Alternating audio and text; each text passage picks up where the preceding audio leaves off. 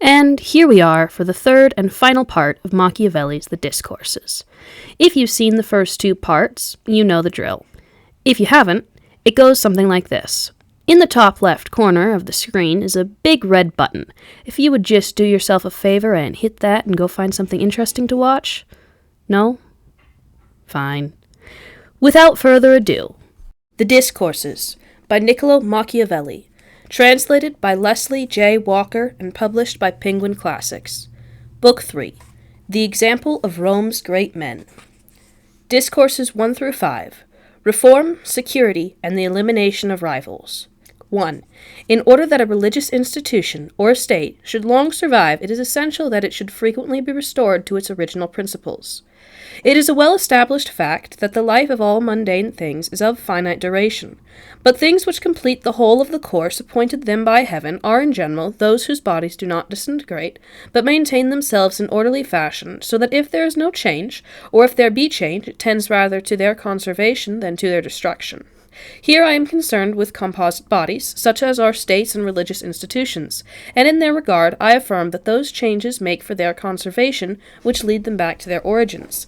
Hence those are better constituted and have a longer life, whose institutions make frequent renovations possible, or which are brought to such a renovation by some event which has nothing to do with their constitution. For it is clearer than daylight that, without renovation, these bodies do not last. The way to renovate them, as has been said, is to reduce them to their starting points. For at the start, religious institutions, republics, and kingdoms have in all cases some good in them, which their early reputation and progress is due.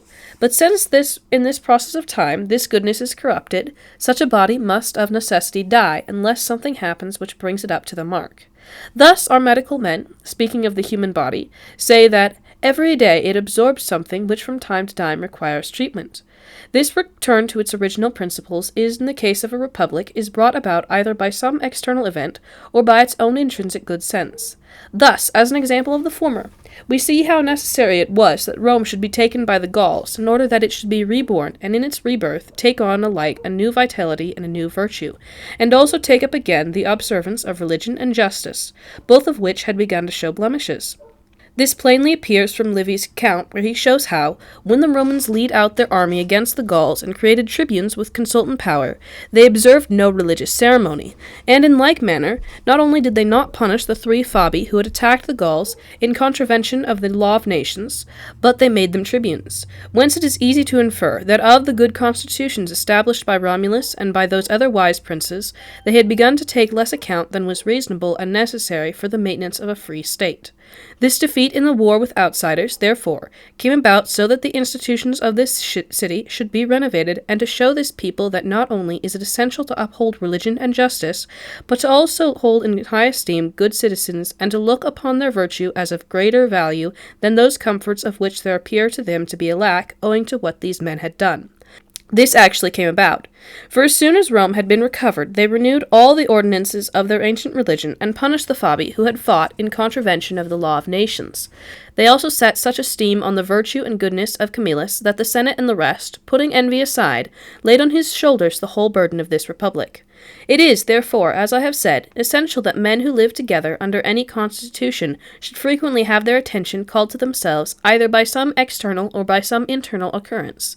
When internal, such occurrences are usually due to some law which from time to time causes the members of this body to review their position, or again to some good man who arises in their midst and by his example and by his virtuous deeds produces the same effect, as does the constitution. Such benefits, therefore, are conferred on a republic, either by the virtue of some individual or by the virtue of an institution. In regard to the latter, the institutions which caused the Roman Republic to return to its start were the introduction of the plebeian tribunes, of the censorship, and of all the other laws which put a check on human ambition and arrogance. To which institutions life must needs be given by some virtuous citizen, who cooperates strenuously in giving them effect, despite the power of those who contravene them. Notable among such drastic actions before the taking of Rome by the Gauls were the death of Brutus's sons, the death of the 10 citizens, and that of Menelaus the corn dealer. After the taking of Rome, there was the death of Menelaus Capitolinus, the death of Menelaus Torquatus' son, the action taken by Papirius Cursor against Fabius, his master of horse, and the charge brought against the Scipios. Such events, because of their unwonted severity and their notoriety, brought men back to the mark every time one of them happened. And when they began to occur less frequently, they also began to provide occasion for men to practice corruption, and were attended with more danger and more commotion. For between one case of disciplinary action of this type and the next, there ought to elapse at most 10 years, because by this time men begin to change their habits and to break their laws. And unless something happens which recalls to their minds the penalty is involved and reawakens the fear in them, there will soon be so many delinquents that it will be impossible to punish them without danger.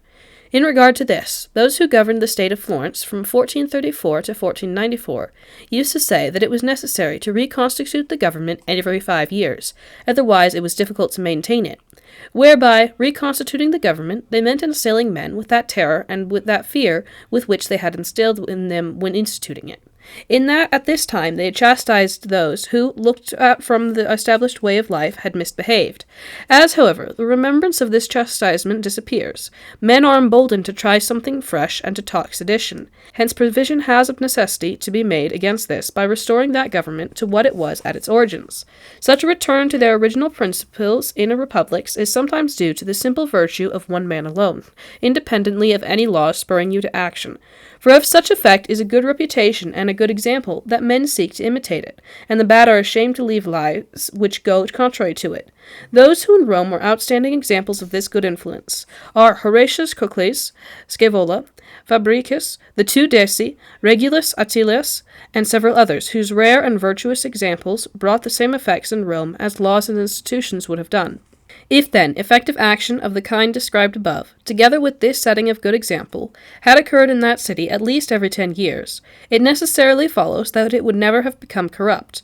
But when both the one and the other began to occur more rarely, corruption began to spread. For after the time of Marcus Regillus, there appeared no examples of this kind. And though in Rome there arose the two Catos, between them and any prior instance there was so great an interval, and again between the Catos themselves, and they stood so alone that their good example could have no effect, especially in the case of the younger Cato, who found the greater part of the city so corrupt that he could not by his example effect any improvement among the citizens. So much then for the republics. As to religious institutions, one sees here again how necessary these renovations are from the example of our own religion, which, if it had not been restored to its starting point by St. Francis and St. Dominic, would have become quite extinct. For these men, by their poverty and by their exemplification of the life of Christ, revived religion in the minds of men in whom it was already dead.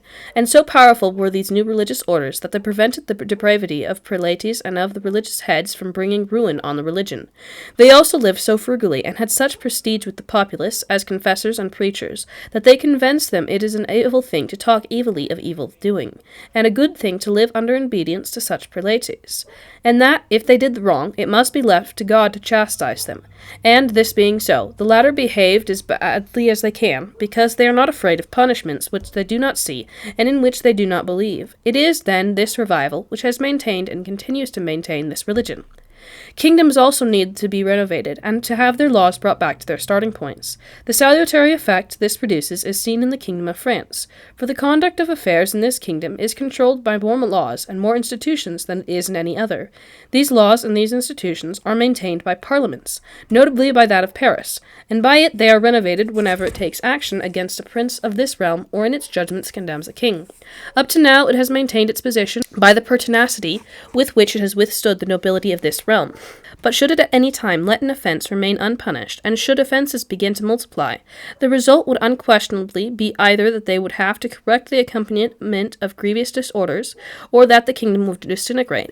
The conclusion we reach, then, is that there is nothing more necessary to community, whether it be a religious establishment, a kingdom, or a republic, than to restore it to the prestige it had at the outset, and to take care that either good institutions or good men shall bring this about, rather than that external force should give rise to it.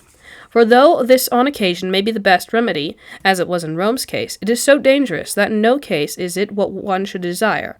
In order to make it clear to all how much the action of particular men contributed to the greatness of Rome and produced in that city so many beneficial results, I shall proceed to narrate and to discuss their doings, and shall confine myself to this topic in this third and last book on this first decade of Livy's history.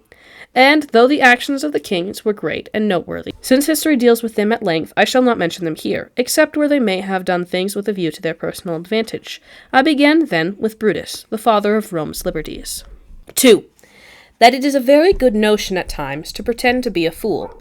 No one ever acted so prudently, nor acquired such a reputation for wisdom owing to any remarkable deed, as that which Junius Brutus earned by pretending to be stupid.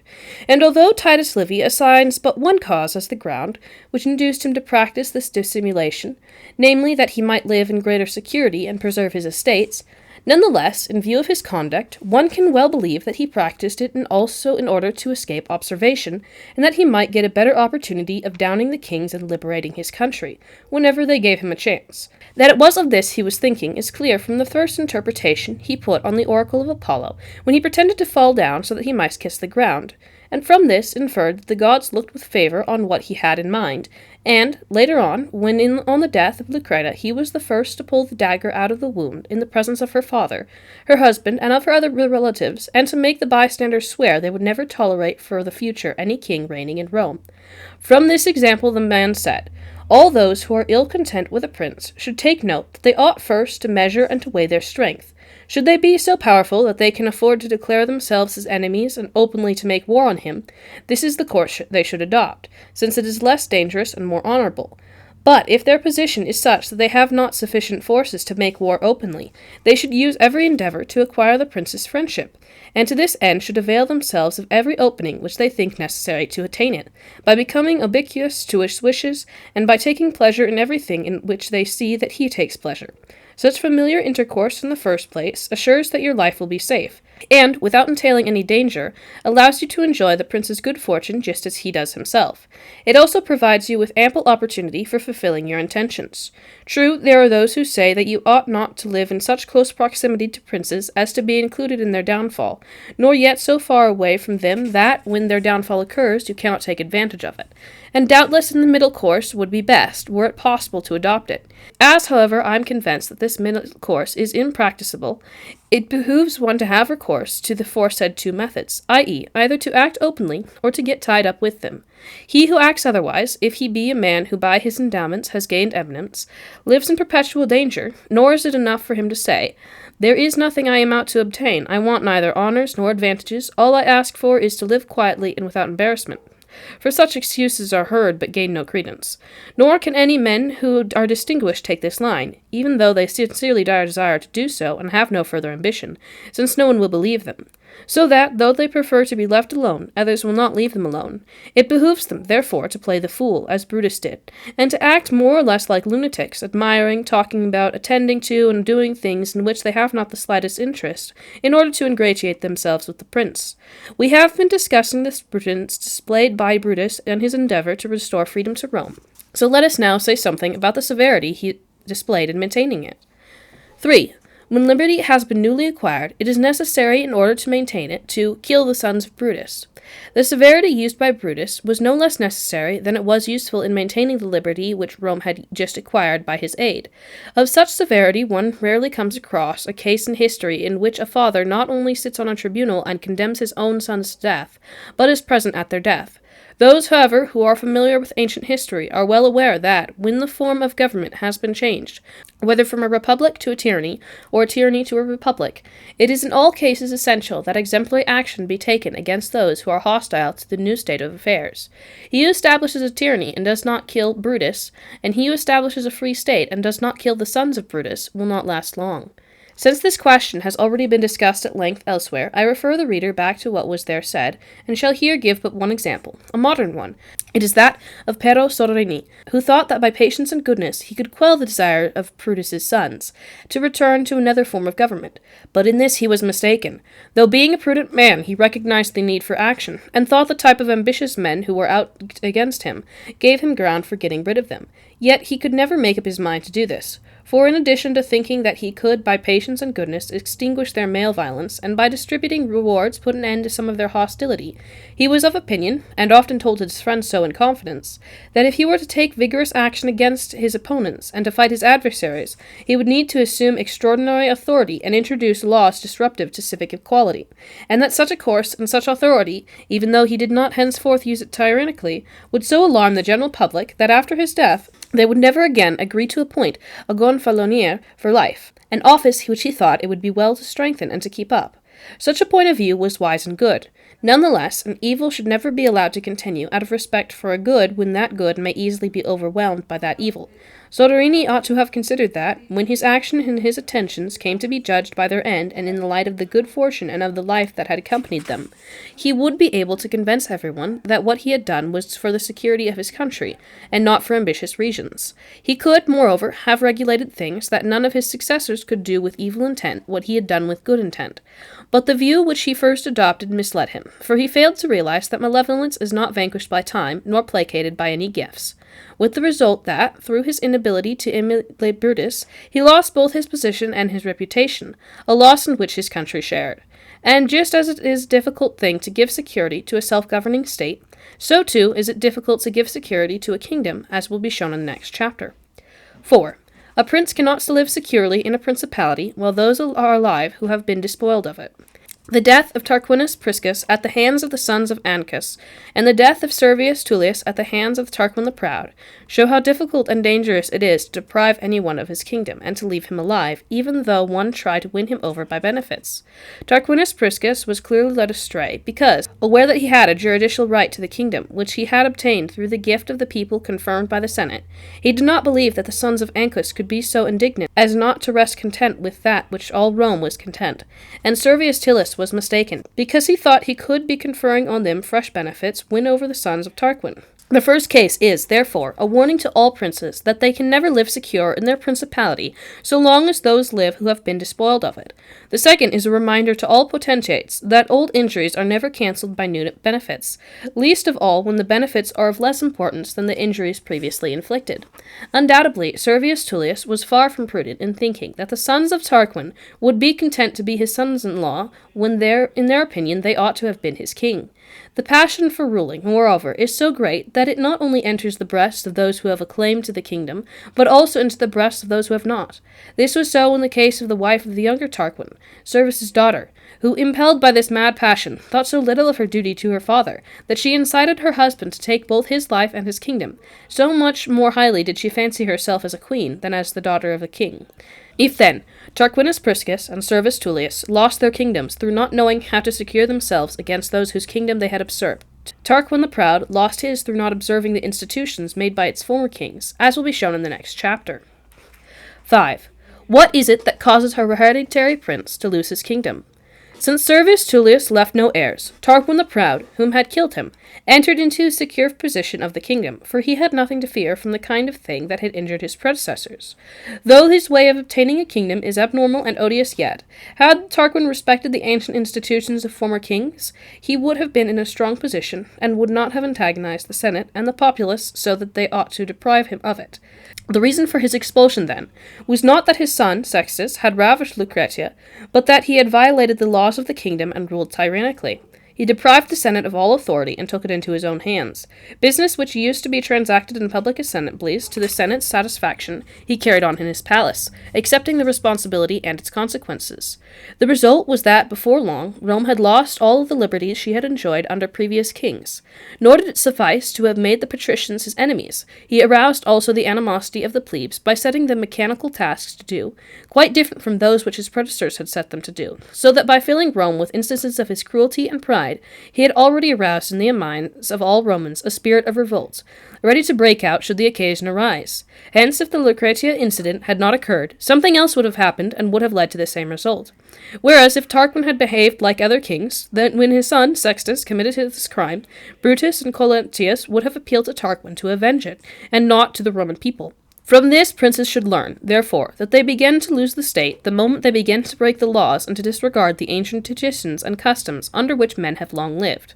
And if, when they have become deprived of their state, they should ever become so prudent as to realize with what ease principalities may be held by those who think wisely, their loss will inevitably become much more bitter and will condemn them to a punishment greater than to which they have been condemned by other men.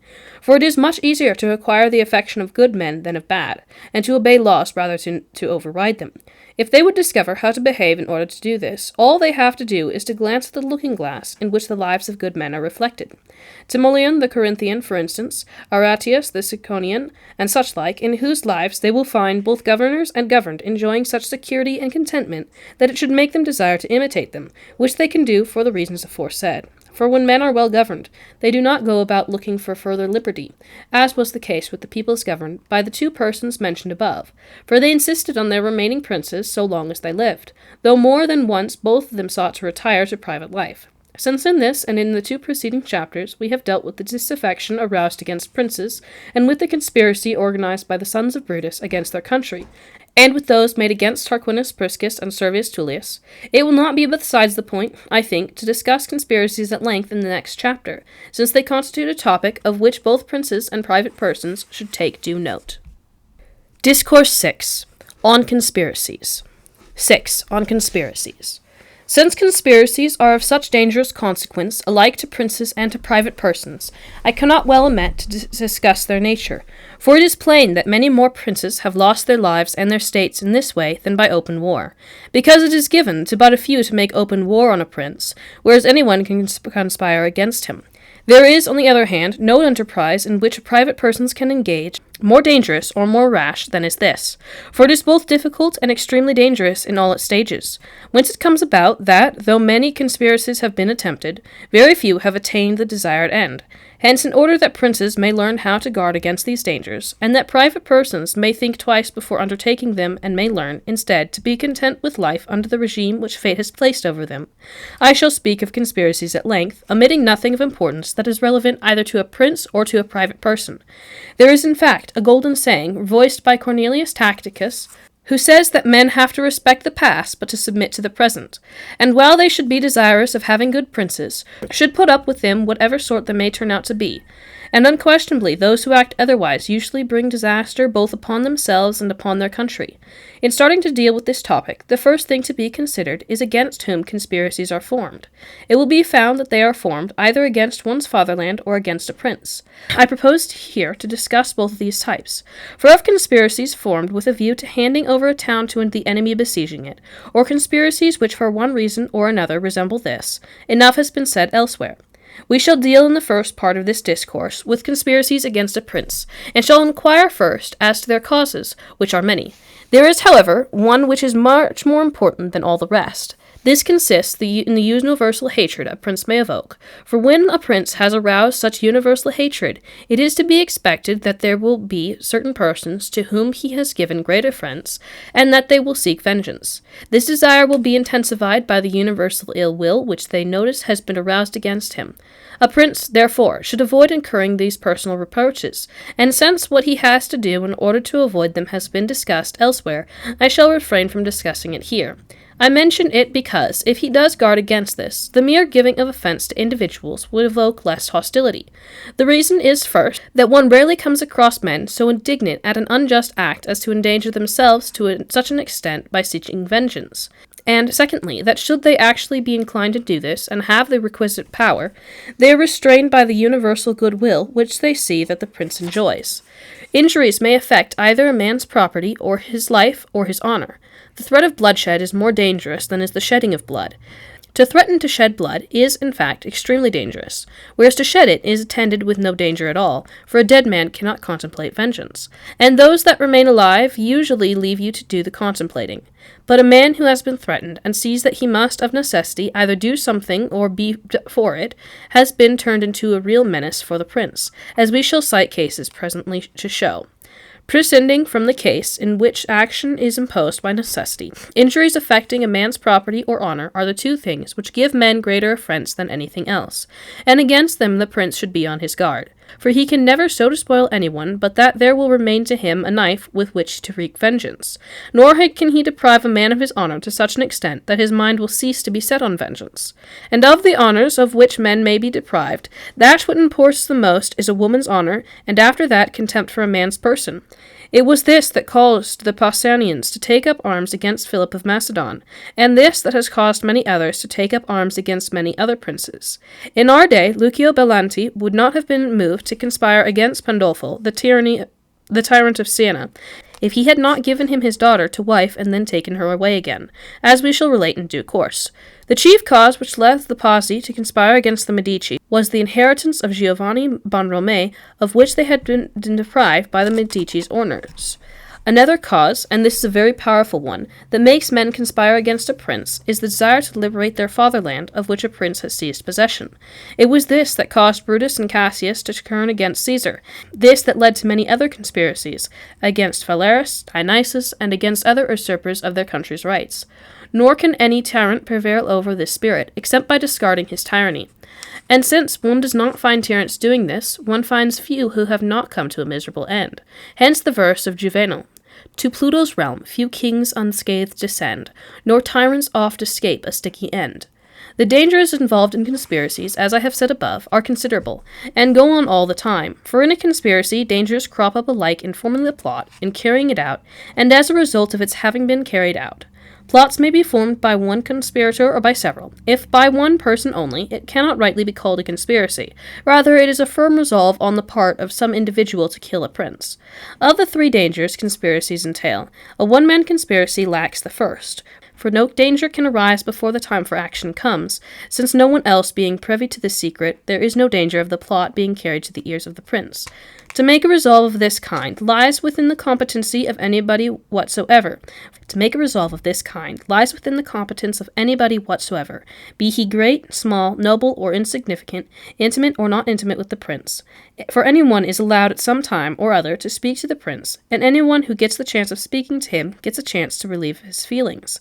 Pausanias, of whom we have already spoken several times, killed Philip of Macedon as he was on his way to the temple with a lot of armed men about him, and his son on one side and his son-in-law on the other. The former, however, was a nobleman and an acquaintance of the prince. But there are others. A poor miserable Spaniard stuck a dagger in the neck of Ferdinand, King of Spain, and though the wound was not fatal, it shows us that a man of this type may have both the intention and the opportunity of doing such a thing. A dervish, or a Turkish priest, struck at Bajazet, the father of the present Turk, with a scimitar. He did not kill him, but he certainly had the intention and the opportunity of doing so. One finds plenty of people, I think, who would like to do such things, for the intention is attended neither with penalty nor with danger of any kind.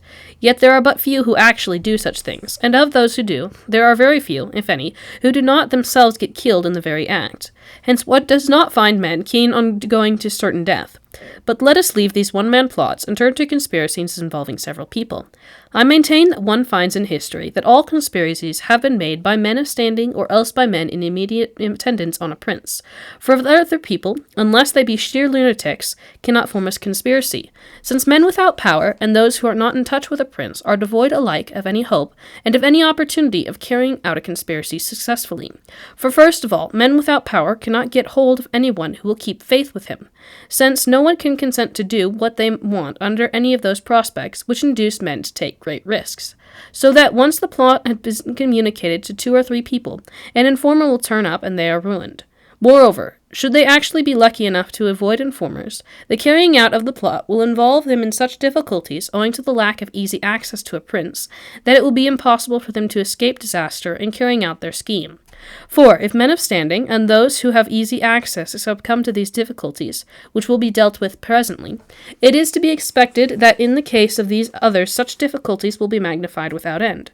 Consequently, when their lives and property are not at stake, men do not entirely lose their heads, they become cautious when they recognize their weakness, and when they get sick of a prince confine themselves to cursing him, and wait for those of higher standing than they have to avenge them. So that, should one in fact come across somebody of this kind, who has attempted such a thing, one should praise his intention, but not his prudence.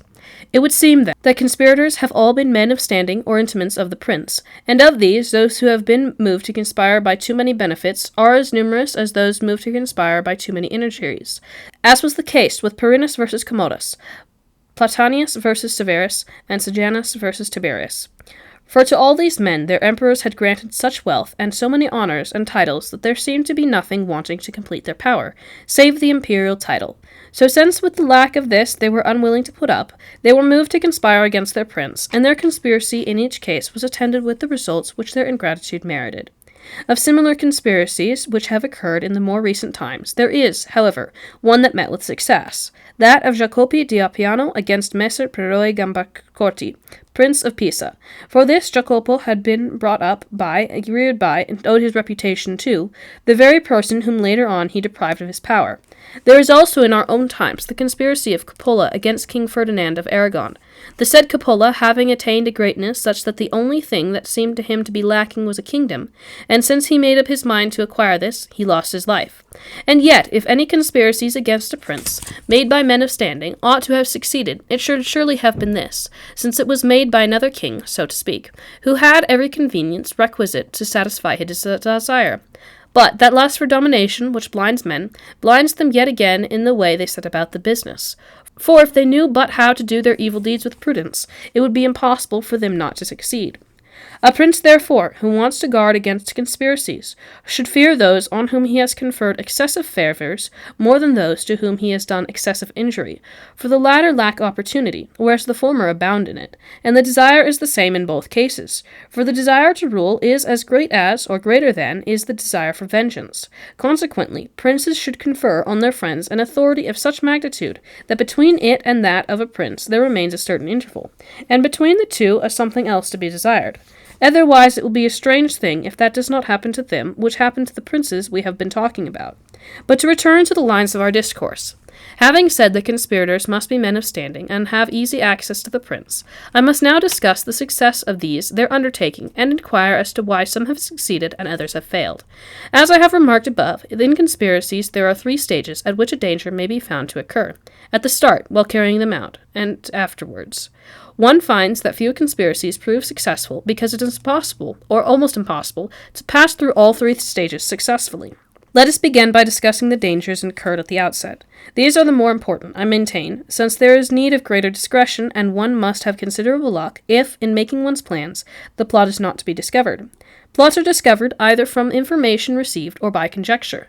Leakage of information is due either to lack of loyalty or to lack of discretion among those to whom you communicate the plot. Lack of loyalty may easily occur, because you can only communicate your plan to those in whom you have such confidence that you think they will risk death for your sake, or else to men who are discontented with the prince. Now there may be 1 or 2 persons whom you can trust, but it is impossible to find such men if you reveal your plans to many people, for the goodwill they bear you must indeed be great if the danger and the fear of punishment is not to outweigh it in their estimation. Men, too, quite frequently make mistakes about the affection another man has for them, nor can you be sure of it unless of it you have previously had experience, and to acquire experience in such a matter is a very risky business. Even should you have experience of some other dangerous affair in which they have been loyal to you, you cannot infer from their loyalty, in this case, that they will be equally loyal in another which far exceeds in dangers of all kinds. Well, if you judge of a person's loyalty by the degree of disaffection he has for the prince, here too you may easily be mistaken, for by the very fact of you having opened your mind to such malcontent, you provide him with material with which to obtain contentment. So that, if he is to keep faith with you, either his hatred must be great, or your influence over him must be very great indeed. It thus comes about that conspiracies are frequently revealed and are crushed at the very start. Indeed, it is looked on as a marvel if a plot which has been communicated to many people remains secret for any length of time, as was the case with that formed by Piso against Nero, and in our day with that formed by the Pazzi against Lorenzo and Giuliano de' Medici, to which there were privy more than 50 persons, and yet it was not discovered till it came to the point of execution. As to discovery due to lack of discretion, this comes about when a conspiracy is spoken of without due caution, and a servant or some third person gets to hear of it, as happened to the sons of Brutus, who were overheard discussing their plans with the Tarquin's messengers by a servant who informed against them. Or it may be due to your having lightly communicated it to a lady friend, or to some other frivolous person, as did Dimnus, who with Philotes and others conspired against Alexander the Great, and talked of the conspiracy to Nicomachus, a boy of whom he was fond, who at once told his brother Silvanus about it, and Silvanus told it to the king. As to discovery due to conjecture, we have an example of this in the Pisonian conspiracy formed against Nero, in which Scaevinus, one of the conspirators, made his will on the day before he had to kill Nero, ordered Milcus, his freedman, to have his old and rusty dagger sharpened up, freed all his slaves, and gave them money, and had bandages got ready for binding up the wounded, from which facts Milcus conjectured that there was a plot, and told Nero.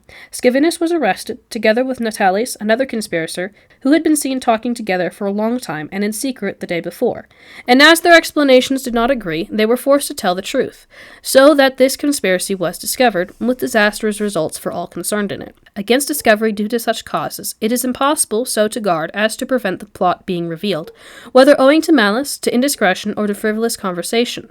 In all cases in which the number of those who are cognizant of it exceeds 3 or 4.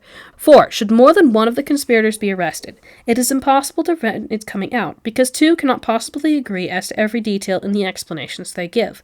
If only one man is arrested, and he be a man of resolution, he may have sufficient strength of mind to be silent about his fellow conspirators. It is essential, however, that the other conspirators have no less courage than he has in standing their ground and not running away, for the conspiracy will be revealed by either party in which courage is lacking, whether by the man who has been arrested or those who are still at large.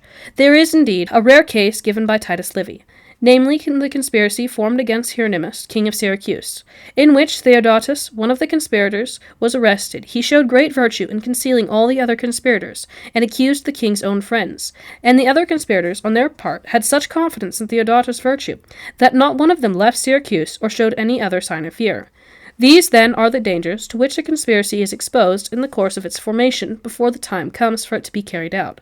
And, if they are to be avoided, these are the remedies. The first, the safest, and, to tell the truth, the only one, is not to allow the conspirators time to give information against you, and to tell them of your plan only when you are ready to act, and not before. Those who have so acted, at any rate, escape the dangers involved in contriving the plot, and more often not, the others also. All of them, in fact, have been successful, and any prudent man should find it possible to conduct things in this fashion. I shall cite 2 cases, and leave it to that. Niccolo, being unable to stand the tyranny of Aristotimus, a tyrant of Epirus, collected in his house many of his relations and friends, and exhorted them to set their country free. Some of them asked for a time to consider the matter and put their affairs in order. Whereupon Niccolo told his servants to lock the doors of his house, and to those whom he had called together, said, "Either you swear to go, and do the deed now, or I shall hand you all over as prisoners to Aristotimus." These words got them going, and they took the oath, and having set out without delay, they successfully carried out Niccolo's instructions. When one of the Magi by subterfuge got possession of the Persian throne, and Otanes, one of the leading men in the kingdoms, heard of it, and discovered the fraud, he conferred with 6 other leading men in the state, and told them that it was for them to rid the kingdom of the tyranny of this Magus. When one of them asked for time, Darius, one of the 6 who had been called together by Otanes, got up and said, "Either we go at once and put this business through, or I shall go and lay information against the lot of you." So with one accord they got up, and succeeded in carrying out their plan before anyone had time to repent.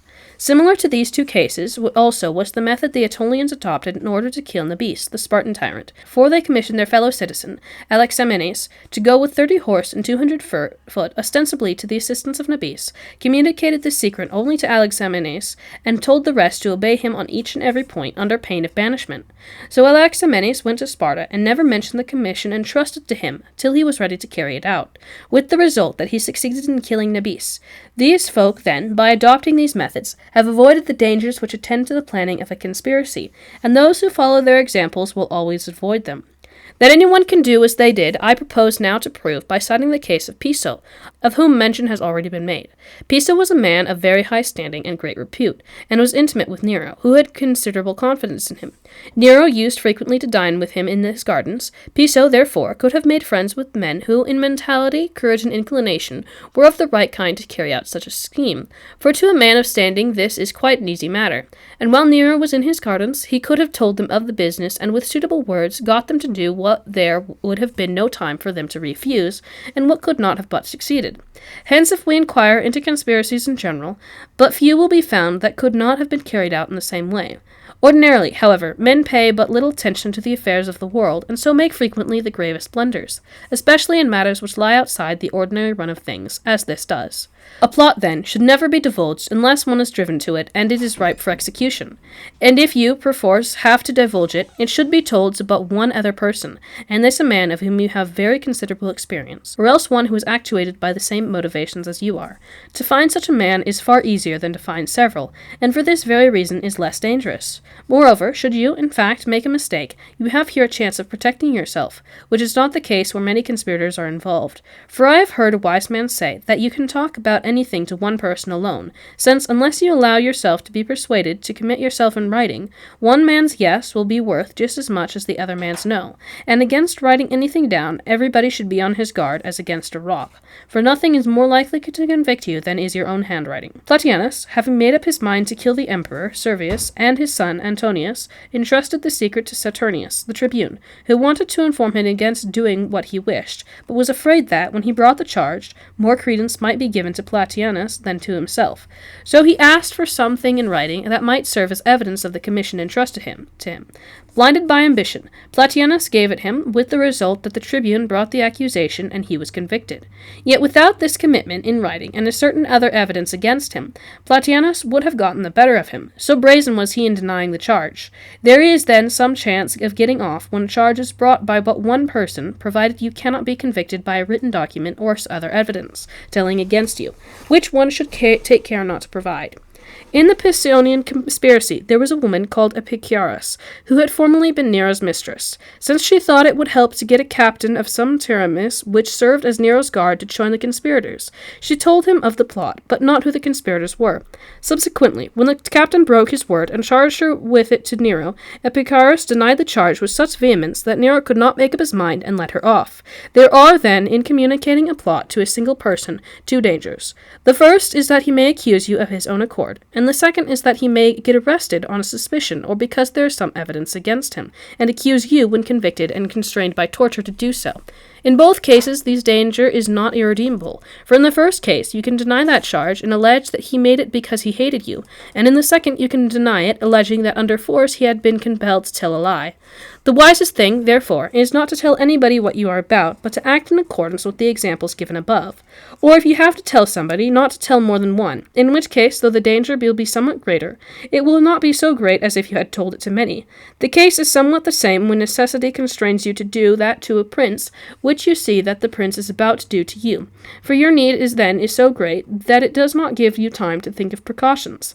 A necessity of this kind almost always leads to the end desired, and to prove it, I propose to give just two examples. Among the chief friends and intimates which the Emperor Commodus had were Lateus and Eclectus, who were in charge of his praetorian troops, and for one of his principal concubines or lady friends he had Marcia, and because they sometimes reproached him for sullying alike his person and his imperial position by his behavior, he decided to put them to death, and made out a list on which he wrote the names of Marcia, Lateus, Eclectus, and several others whom he proposed the following night to have put to death.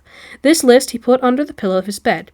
Having gone to wash himself, his favorite little boy of his was romping around the room, and on the bed when he came about across the list, and having got outside with it in his hands, he met Marcia, who took it from him, and having read it, and noted its contents, sent at once for Lateus and Eclectus. All three of them, realizing the danger in which they stood, decided to forestall it. So, without wasting any unnecessary time, they killed Commodus the following night. Again, the Emperor Antonius Caracalla, when with his army in Mesopotamia, had as his prefect Macrinus, who was more of a civilian than a soldier, and, as is usually the case with princes who are not good, he was forever afraid that others should not act towards him as he thought he deserved. So Antonius wrote to Maternanius, a friend of his in Rome, to request him to inquire of the astrologers whether anybody was aspiring to become emperor, and to advise him accordingly. Maternanius, therefore, wrote to him that Macrinus was the man who had this idea in mind, but the letter fell into the hands of Macrinus before it got to the emperor. And, in consequence, Macrinus saw that it was necessary either to kill him before a further letter came from Rome, or to be killed. So he instructed Martialis, a centurion who was devoted to him, and whose brother Antonius had killed a few days before, to assassinate the other, a commission which he carried out successfully.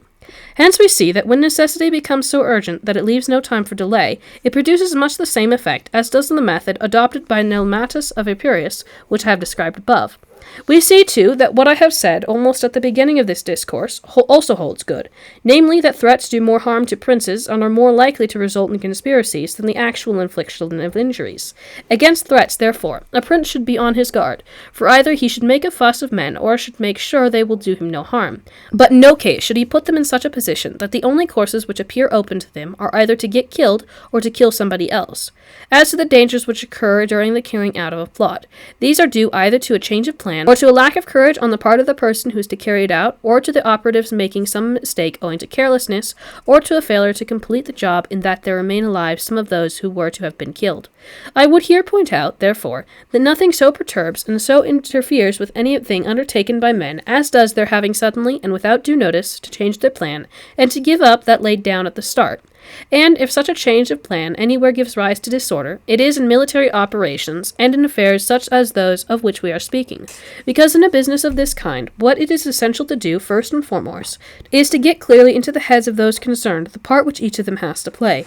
And if men have for several days been picturing themselves a certain course of action and a certain plan, and this is suddenly changed, it is impossible but that it should throw everything out of gear and spoil the whole scheme. So that it is much better to carry out the original plan, even if one sees in it certain inconveniences, than it is to cancel it and thereby involve oneself in a host of inconveniences.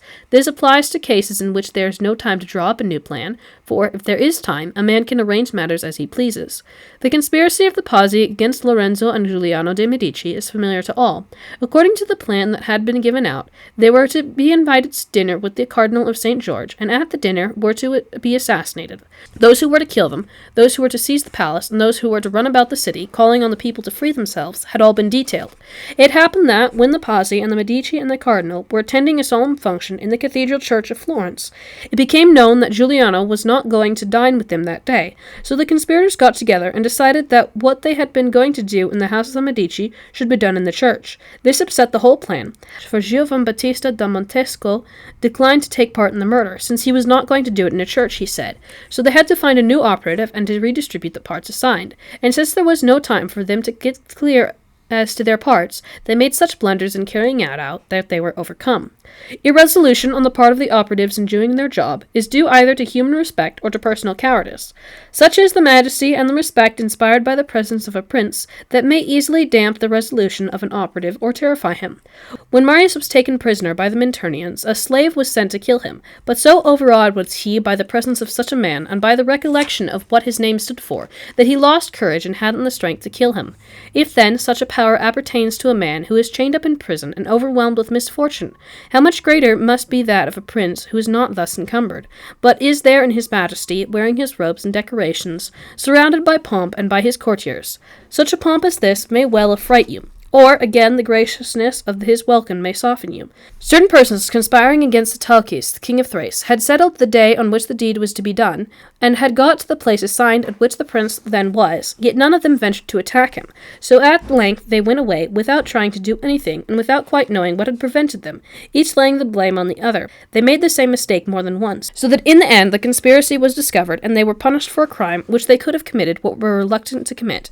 Two of his brothers conspired against Alfonso, Duke of Ferrara, and used as an intermediary Giannis, a priest and a cantor, into the Duke's employ. Several times at their request he got the Duke to meet them, so that it lay in their power to kill him, in spite of which not one of them dared to do it, so that, the plot being discovered, they suffered the penalty of their weakness and their want of prudence.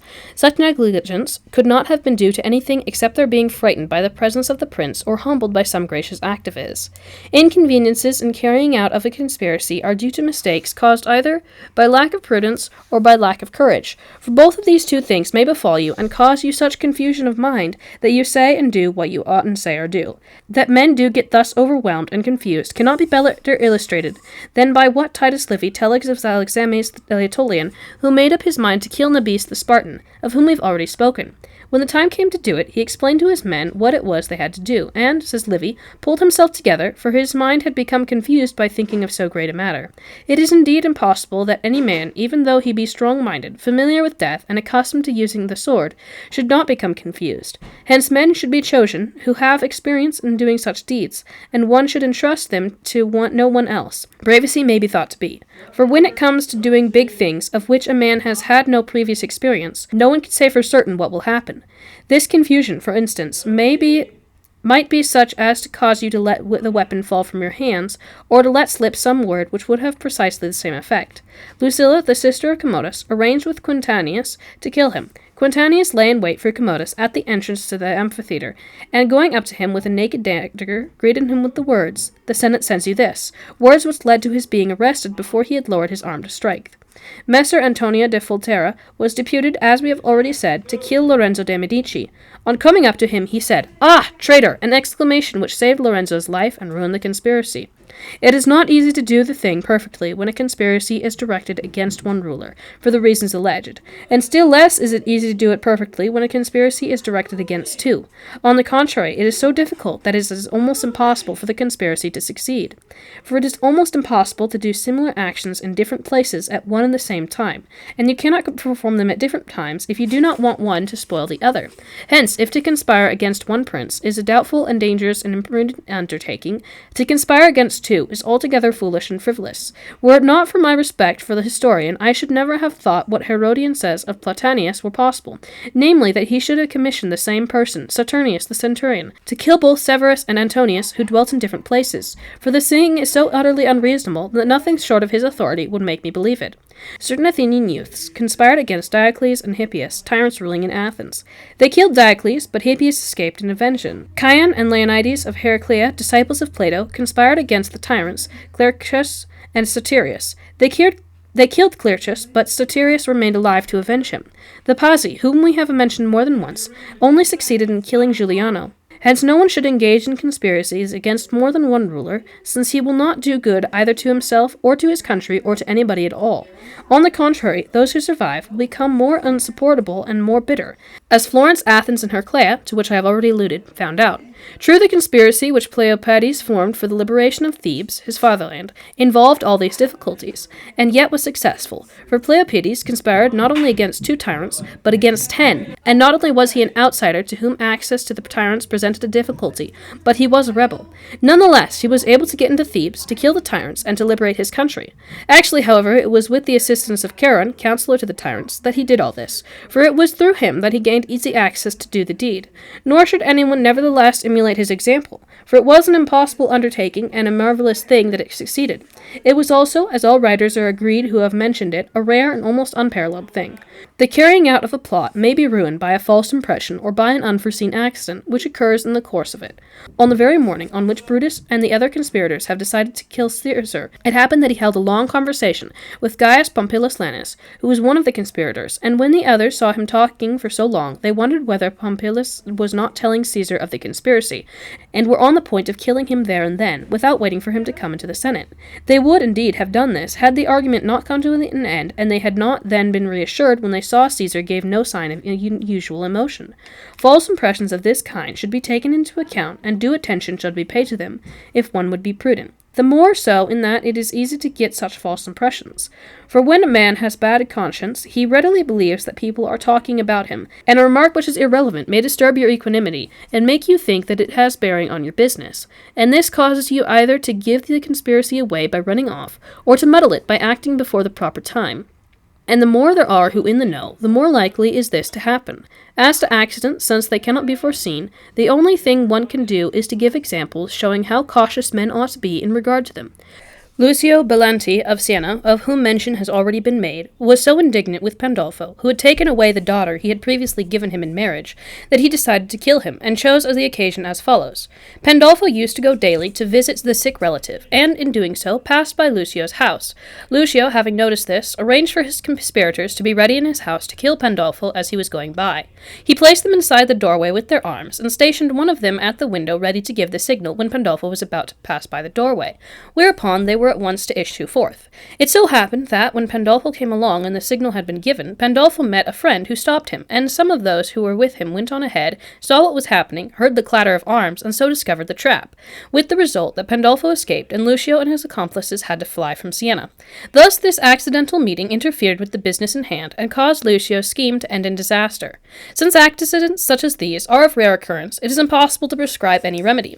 What one must do is to consider everything that is likely to happen, and to provide accordingly. It remains now for us to discuss the dangers that may occur after a conspiracy has been successfully carried out. There is but one. It is that someone may be left alive who will avenge the death of the prince. There may, for instance, remain brothers or sons or other supporters to whom the principality was expected to come. Survival of those who may wreak vengeance may be due either to your negligence or to the causes mentioned above. Thus, when Giovanni Andrea da Lampognano and his accomplices had killed the Duke of Milan, there remained but one of his sons and two of his brothers, who in due course came to avenge his death.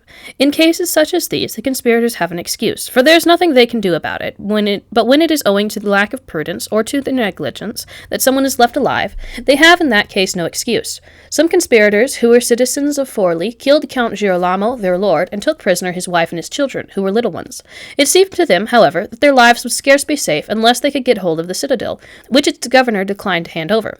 So Mistress Catherine, as the countess was called, promised the conspirators that, if they would let her go to the citadel, she would arrange for it to be handed over to them. Meanwhile, they were to keep her children as hostages. On this understanding, the conspirators let her go to the citadel, from the walls of which, when she got inside, she reproached them with killing her husband and threatened them with vengeance in every shape and form. And to convince them that she did not mind about her children, she exposed her sexual parts to them, and said she was still capable of bearing more. The conspirators, dumbfounded, realized their mistake too late, and paid the penalty for their lack of prudence by suffering perpetual banishment. But of all the dangers that may ensue after a successful conspiracy, there is none more inevitable or more to be dreaded than when the people are well disposed to the prince you have killed.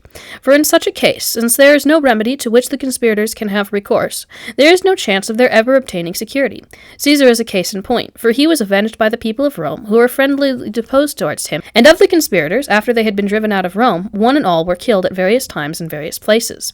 Conspiracies against one's country are less dangerous to those who take part in them than are conspiracies against princes, since fewer dangers occur in the planning of them than in the latter case. In carrying them out they are the same, and afterwards there are none. There are not many dangers in planning the conspiracy, because a citizen can scheme to obtain power without revealing his mind or his plan to anybody else, and if his schemes are not interfered with, success will attend his undertaking. While if they should be interfered with by some law or other, he must bide his time and look for some other opening. This applies to a republic, which is to some extent corrupt, for since in one that is not corrupt, no starting on evil courses there finds a place, no citizen is likely to harbor such thoughts. There are, then, all manner of ways and means of which citizens who aspire to a principality can avail themselves without running any risk of getting into trouble, alike because a republic is slower to take action than is a prince, less suspicious, and for this reason less cautious, and because it has more respect for citizens of standing, and in consequence the latter are more daring and more inclined to act contrary to its interests. Everybody has read Sallust's account of the conspiracy of Catiline, and is aware that Catiline not only remained in Rome after the conspiracy was discovered, but attended the Senate, where he made opprobrious remarks about the Senate about its consuls. So great was the respect which this city had for its citizens. Nor when he had left Rome and was already in touch with the armies, would Lentulus and others have been arrested if they had not had in their possession letters in their own hand, which plainly showed their complicity.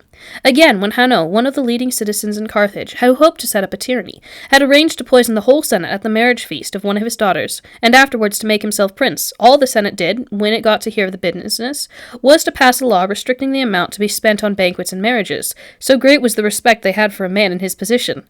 On the other hand, it may well be that in carrying out a conspiracy against one's country there is more difficulty and the dangers are greater, for in a conspiracy aimed at so many people, your own forces will scarcely suffice, and not everybody has an army at his disposal, as had Caesar, Agathocles, Cleomenes, and such like, who will have at one stroke subjugated their country by means of the forces they commanded. For to such folk the way is easy enough and safe enough, but others who have not such forces at their disposal must give effect to their designs either by means of deceit and artifice, or with the help of foreign troops. The use of deceit and artifice is illustrated in the case of Pisistratus the Athenian, who by his victory over the Megarians gained favor with the people. One morning he appeared in public, wounded, said that the nobility, out of envy, had attacked him, and asked that he might go about with an armed force for the protection of his person. This being authorized, he had no difficulty in arrogating himself with such great power that he became the tyrant of Athens. Pandolfo Petrucci, on his return to Siena with other exiles, was given command of the guard in the piazza, a routine business which others had refused. Yet this armed force, in course of time, acquired for him such a repute that he became before long a prince. Many others have adopted other devices and other methods in course of time, and without danger have achieved their aim. Those who have conspired to get control of their country by means of their own forces or with foreign armies have met with varied success according to as a fortune has favored them or not. Catiline, whom we mentioned above, perished in the attempt. Hanno, of whom we also made mention, having failed to succeed by using poison, armed several thousands of his partisans, and both he and they were slain. Some of the principal citizens of Thebes called in a Spartan army to help them and set up a tyranny in that city. If, then, we inquire into all the conspiracies men have made against their country, it will be found that none of them, or but a few, have been suppressed while the plot was being contrived, but that all of them have either succeeded or have been ruined when it came to carrying them out. Nor, when successful, do they entail any subsequent dangers other than those which pertain to a principality by its very nature. For given that a man has become a tyrant, he is faced with the dangers which tyranny naturally and normally evolves, and to avert them has no remedies other than those that we have already discussed. This is all that needs to be said about conspiracies, and if I have taken in account of those in which the sword and not poison has been used, it is because they are all of one and the same pattern. It is true that the use of poison is more dangerous owing to its being more uncertain, for not everybody has the commodity, so that those who have it must needs be consulted, and the necessity of consulting others means danger to yourself. Again, for a variety of reasons, a poisoned drink may not prove fatal, as those discovered who were to kill Commodus, for on his throwing up the poison they had given him, they were forced to strangle him if they wanted him to die. There is nothing, then, more inimical to princes than a conspiracy, for when a conspiracy is formed against them, either they get killed or they incur infamy, since if it succeeds, they die, and if it is discovered and they kill the conspiracy is apt to be regarded as device on the part of the prince, whereby to cloak his avarice and his cruelty vis-a-vis the lives and the property of those he has put to death. I must not, therefore, neglect to warn that a prince or that a republic, who knows that a conspiracy has been planned, to endeavor to discover its precise character before they take punitive action, and to compare carefully the strength and the standing of the conspirators with their own, and should they find it large and powerful, to take no notice of it until they have at their disposal enough forces to crush it. To act otherwise is but to court disaster. Hence they should practice dissimulation as best they can, lest the conspirators, finding themselves discovered, be driven of necessity to take immediate action regardless of the result. The Romans afford us an example of this. 2 legions of soldiers were left to guard Capua against the Samnites, as we have pointed out elsewhere. Those who were in command of these legions conspired together to reduce the Capuans to subjugation. When this came to be known in Rome, Rutilius, a new consul, was commissioned to look into the matter. To keep the conspirators quiet, he made public the Senate confirmation of the Capuans' legions' lodging quarters. The troops believed this, and since there seemed to them to be plenty of time to carry out the plan, made no attempt to hurry things. So matters stood until they came to realize that the consul had separated one legion from the other, which caused them to grow suspicious, to come out into the open, and to give orders for their scheme to be put into execution. Nor can there be a better example than this from whichever point of view we look at, for we see how slow men are to act when they think they have time, and how quick to act when the need becomes urgent. Nor yet can a prince or republic that wants to postpone the discovery of a conspiracy in its own interests do better than artfully to provide the conspirators with an opportunity at some future date, so that while they await it in belief that there is no hurry, that prince or that republic may have time to arrange for their punishment. Those who have acted otherwise, but have hastened their own downfall, as the Duke of Athens did, and Guglielmo de Pazzi, when the Duke became tyrant of Florence, and heard that a conspiracy had been formed against him, he had one of the conspirators arrested, but did not inquire further into the matter, with the result that the rest at once flew arms and deprived him of the government. When Guglielmo was a commissioner in the Val di Chiana, in 1501, and learned that a conspiracy in favor of the Viorelli had been formed in Arezzo, whereby the Florentines were to be deprived of that town. He went at once to that city, and without considering either the strength of the conspirators or his own, and without having any forces in readiness, on the advice of the bishop, his son, he had one of the conspirators arrested. After the arrest, the remaining conspirators at once took up arms, took the town from the Florentines, and Guglielmo became prisoner instead of a commissioner. But when the conspiracies are weak, they both can and ought to be suppressed without further ado, nor should either of the 2 following expedients be adopted, though one is almost the exact opposite of the other. One was used by the aforesaid Duke of Athens, who, to show that he believed the Florentines to be well disposed towards him, put to death a man who had told him of a conspiracy. The other was adopted by Dion, the Syracusian, who, to discover the intentions of someone of whom he was suspicious, allowed Callippus, whom he trusted, to pretend to be forming a conspiracy. Both these expedients led to disaster, for the first discouraged informers and encouraged would-be conspirators, and the second made it an easy matter to compass Dion's death by means of the very conspiracy of which he was the real head, as he learned by experience, for Callippus was now able to further ado the plot against Dion, and he plotted so well that he deprived him both of his state and of his life. Discourses 7-9. The need of adaptation to environment. 7. How it comes about that changes from liberty to servitude, and from servitude to liberty, sometimes occur without bloodshed, and sometimes abound in it. Some perchance may wonder how it comes about that of many revolutions involving a change from freedom to tyranny, or the other way about, some are accompanied by bloodshed and others not. For it is plain from history that in such revolutions sometimes vast numbers of men get killed, and that in others nobody at all gets hurt, as happened in the change which Rome made from kingship to rule by consuls. For in it no one was banished except the Tarquins, and nobody else got hurt at all. The answer is that it all depends on whether the change in form of government is or is not brought about by violence. For when it is accompanied by violence, it is inevitable that many should get hurt, and then of necessity those who in their downfall have been injured seek revenge, and in this desire for vengeance gives right to bloodshed and loss of life. But when that form of government has been brought into being by common consent of a whole people, which has made it great, there is no reason why, when the said people as a whole meets its downfall, they should harm anyone except its head. This was the case with Rome's government and with the expulsion of the Tarquins. It was also the case with the government of the Medici in Florence, which, when it fell in 1494, harmed nobody but the Medici themselves. Revolutions of this kind, therefore, are not attended with much danger. Those, on the other hand, are extremely dangerous which are brought about by men who are out for vengeance, and have invariably been of such a kind as to appall those who read of them, to say the least. Since of such revolutions there are plenty of instances in history, I propose to leave it at that. 8. He who would transform a republic should take due note of the governed. That a bad citizen cannot do much harm in a republic that is not corrupt has been shown in a previous discourse, and in addition to the reasons that were adduced, this conclusion is confirmed by the case of Spurius Cassius and that of Menelaus Capitolinus. The former, an ambitious man, desirous of acquiring extraordinary authority in Rome, ingratiated himself with the plebs by conferring on them many benefits, such as dividing among them the lands which the Romans had taken from the Hernici.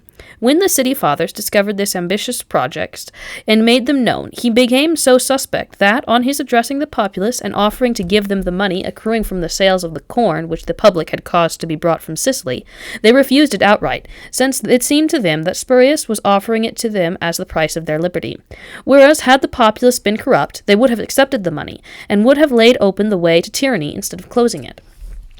The example of Menelaus Capitolinus is even more remarkable, for from his case it may be seen how the inordinate desire to rule afterwards cancels out the virtue of mind and body and services rendered to one's country, however great they may be.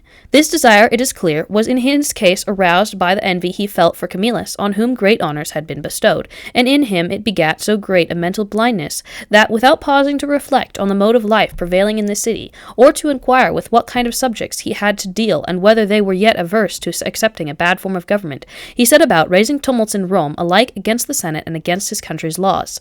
This incident shows how perfect the city then was and how good the material of which it was composed, for in his case none of the nobles, who were usually very keen to defend one another, rose to support him, nor did any of his relations make a move on his behalf. Nor yet, though it was customary in the case of an accused person for his relations to appear in mourning, clad in black, and all of them sorrowing, so as to evoke sympathy in the favor of the accused, did anyone at all appear in Menelaus's case. The tribunes of the plebs, who were wont always to look favorably on causes which appeared likely to benefit the populace, and to promote them the more vigorously the more inimical they were to the nobles, in this case joined with the nobles in suppressing a common pest. The Roman populace, looking eagerly to its own interests and sympathetic to projects which might thwart nobility, in spite of its having been so favorable to Menelaus, nonetheless, when the tribunes cited him to appear and referred his case to the judgment of the populace, this same populace, become now the judge of its defender, paid no attention to this, but condemned him to death.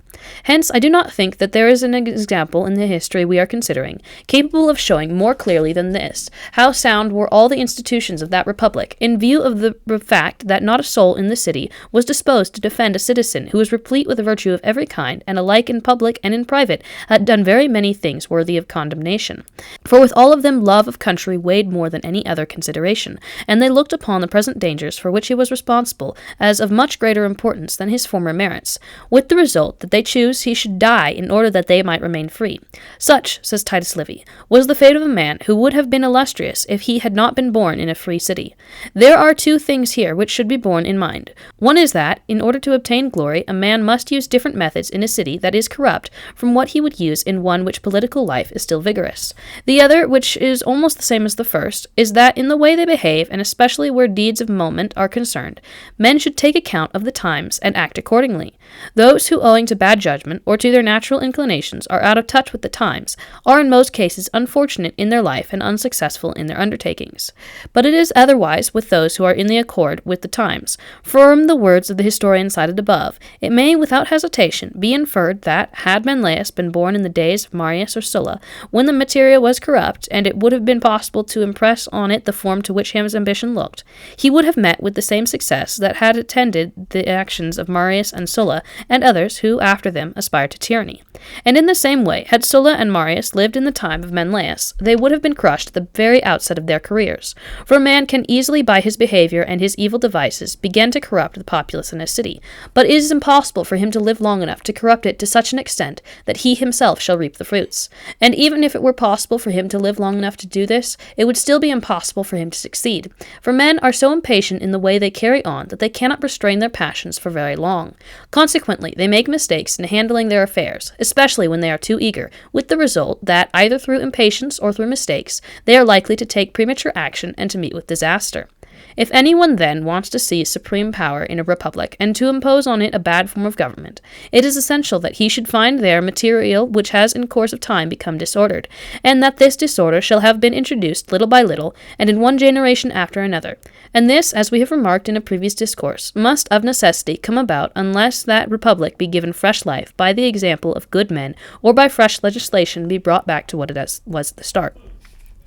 Menelaus, therefore, would have been an exceptional and a remarkable man, had he been born in a corrupt city. Hence, citizens who in republics take up any enterprise, whether in favor of liberty or with a view to tyranny, should take account of the subjects with which they have to deal, and on this should base their estimates of the difficulties their undertaking involves. For it is just as difficult and dangerous to try to free a people that wants to remain servile, as it is to enslave a people that wants to remain free. Since I have remarked above that in human affairs men should study the nature of the times and act accordingly, of this we shall speak in length in the next chapter. 9. That it behooves one to adapt oneself to the times if one wants to enjoy continued good fortune. I have often thought that the reason why men are sometimes unfortunate, sometimes fortunate, depends on whether their behavior is in conformity with the times. For one sees that in what they do, some men are impetuous, others look about them and are cautious, and that since in both cases they go to extremes and are unable to go about things in the right way, in both cases they make mistakes. On the other hand, he is likely to make fewer mistakes and to prosper in his fortune when circumstances accord with his conduct, as I have said, and one always proceeds as the force of nature compels one.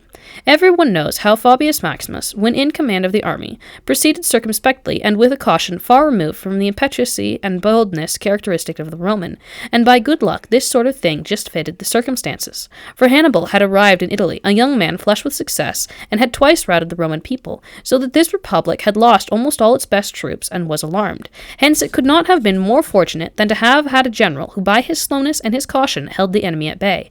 Nor could Fabius have met with circumstances more suited to his ways, and it is to this that his fame was due. That in doing so Fabius behaved naturally was not by choice is shown by the fact that when Scipio wanted to go to Africa with his armies to bring the war to an end, Fabius was much against this, since he could not get out of his ways and habits, so that if it had been left to him, Hannibal would still be in Italy, for he did not see that times had changed, and that new methods of warfare were called for. So that if Fabius had been king of Rome, he might easily have lost this war, since he was incapable of altering his methods according as circumstances changed. Since, however, he was born in a republic where there were diverse citizens with diverse dispositions, it came about that, just as it had a Fabius who was the best man to keep the war going when circumstances required this, so later it had a Scipio at a time suited to its victorious consummation. For this reason, a republic has a fuller life and enjoys good fortune for a longer time than a principality, since it is better able to adapt itself to diverse circumstances owing to the diversity found among its citizens than a prince can do. For a man who is accustomed to act one particular way never changes, as we have said. Hence, when times change and no longer suit his ways, he is inevitably ruined. Piero Soderini, whom we have mentioned several times, conducted all his affairs in his good-natured and patient way. So long as circumstances suited the way in which he carried on, both he and his country prospered. But when afterwards there came a time which required him to drop his patience and his humility, he could not bring himself to it, so that both he and his country were ruined. Pope Julius II, during the whole course of his pontificate, acted with such impetuosity and dash, and since the time suited him well, he succeeded in all his undertakings. But had other times come which called for other counsels, refusals, he would have of necessity been undone, for he could not have changed his ways or his method of handling affairs. There are 2 reasons why we cannot change our ways. First, it is impossible to go against what nature inclines us to do. Second, having got on well by adopting a certain line of conduct, it is impossible to persuade men that they can get on well by acting otherwise. It thus comes about that a man's fortune changes, for she changes his circumstances, but he does not change his ways. The downfall of cities also comes about because institutions in republics do not change with the times, as we have shown at length already, but change very slowly, because it is more painful to change them, since it is necessary to wait until the whole republic is in a state of upheaval, and for this it is not enough that one man alone should change his procedure.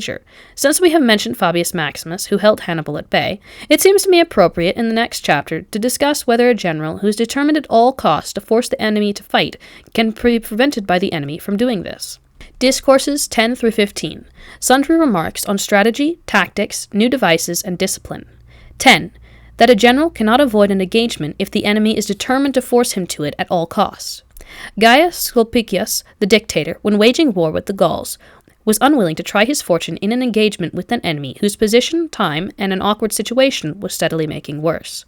When there occurs an error which all men, or most men, are liable to make, it is not a bad thing, I think, to warn them often against it. Since, therefore, as I have frequently pointed out, the way in which important matters are dealt with today does not come up to the standard of the ancients, it does not seem to me superfluous at this juncture to point it out once again. For if there be any way in which there has been a departure from ancient customs, it is especially so in military matters, in which none of the things the ancients esteemed so highly are now done. This inconvenience is due to republics and princes having entrusted such matters to other people. To avoid danger, they themselves keep clear of military operations, and though one does sometimes find a king in these days sallying forth in person, I do not on this account think that it leads him to do much else that is worthy of commendation. For when they actually do engage in military operations, they do it for the sake of display and not for any praiseworthy reason. True in that they occasionally review their troops and reserve themselves the title of commander, they make mistakes of less moment than do republics, especially Italian republics, which rely on others and understand nothing which has to do with war, and yet in their desire to look like a prince in the eyes of their army, make decisions, and in doing so commit innumerable blunders. And although some of these blunders I have discussed elsewhere, I cannot here be silent about one which is very important. When these idle princes or effeminate republics are sending one of their generals on an expedition, it seems to them that the wisest thing they can commission him to do is on no account to engage in an open battle, but on the contrary, above all else, to be on his guard against an engagement. For they think that in doing so they are emulating the prudence of Fabius Maximus, who, by putting off an engagement, saved the Roman state from destruction. Wherein they overlook the fact that, more often than not, such a commission is nonsensical or dangerous. The point one has to bear in mind here is that a general who proposes to remain in the field cannot avoid battle if the enemy is determined to force one on him at all costs. Hence, what such a commission amounts to is just this: join battle at the enemy's behest, not at your own. For if one wants to remain in the field and not join battle, the only safe thing to do is to put at least 50 miles between oneself and the enemy, and then to have good scouts so that, should he come your way, you may have time to get farther off. Another alternative in this case is to shut yourself up in a city, but both courses are extremely harmful, for at the first leaves your country at the mercy of the enemy, and a valiant prince who would sooner try his fortune in battle than prolong a war at such cost to his subjects. Well, the second alternative is manifestly that of a lost cause, for what it comes to is that, when you have got your army into a city, you may be besieged, and before long be reduced by the pangs of hunger to surrender. Hence, to avoid battle in either of these 2 ways is extremely hurtful. The plan adopted by Fabius Maximus of occupying strong positions is good so long as you have so valiant an army that the enemy does not dare come and seek you out in your position of vantage. Nor can it be said that Fabius avoided battle, but rather that he preferred to fight when he had the advantage. For if Hannibal had gone to seek him out, he would have awaited him and made a day of it. But Hannibal did not dare to fight with him on these terms, so that it was as much Hannibal who avoided battle as Fabius. But if either had determined at all costs to fight, the other would have had to adopt one of 3 courses, i.e., either to adopt one of the 2 courses mentioned above, or else to run away. That what I am saying is true is clearly seen from a host of cases, and especially in the war the Romans had with Philip of Macedon, the father of Perseus. For when Philip was attacked by the Romans, he decided not to join battle, and to avoid it, did at first what Fabius Maximus did in Italy, posted himself with his army on top of a mountain, where he erected fortifications, thinking that the Romans would not dare to go and seek him out. But they did go, and having fought with him and drove him from the mountain, and he, being powerless to resist, fled with the greater part of his forces. What saved him from being utterly undone was the impossible country, which prevented the Romans from following him up. Philip, therefore, still desirous of avoiding battle and being encamped in the neighborhood of the Romans, had to get away. And having learned by experience that to avoid battle it is not enough to take up a position on top of a mountain, and being averse to shutting himself up in the towns, decided to take the remaining course and put many miles between himself and the Roman camp. Hence, with the Romans were in one province, he moved to another, and in like manner, whenever the Romans moved out, he moved in. But when at length it came to see that by prolonging the war in this way, his situation was getting worse, and that, now by him, now by the enemy, his subjects were being harassed, he decided to try his fortune in battle. He thus came to an engagement with the Romans as was proper. It is useful, then, not to fight under the conditions in which Fabius's army found himself, or again in those in which Gaius Scolpius found himself, i.e., when you have so good an army that the enemy does not dare to come and oust you from your fortified position, or when the enemy is in your country, but without having the footing there that would have guaranteed provisions. In this case, the course adopted is useful for the reasons Livy gives when he says he was unwilling to try his fortune in an engagement with the enemy so long as time and his adverse situation were daily making the enemy's position worse. But under all other conditions, battle cannot be avoided without incurring dishonor and danger, for if you run away, as Philip did, it is as bad as being routed, and is the more shameful in that you afford less proof of your virtue. And if he thus succeeded in getting away, another who is not helped by any country may not be so successful as he was. That Hannibal was a past master in warfare no one will deny.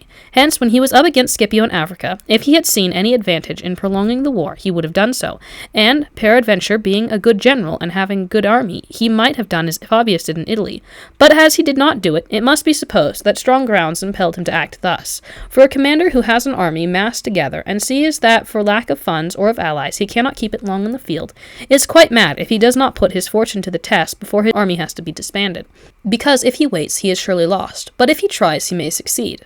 Another point of importance to be considered here is that one ought, if one is going to lose, to try and acquire glory, and that there is more glory in being overcome by force than there is when it is through some other inconvenience that you come to lose.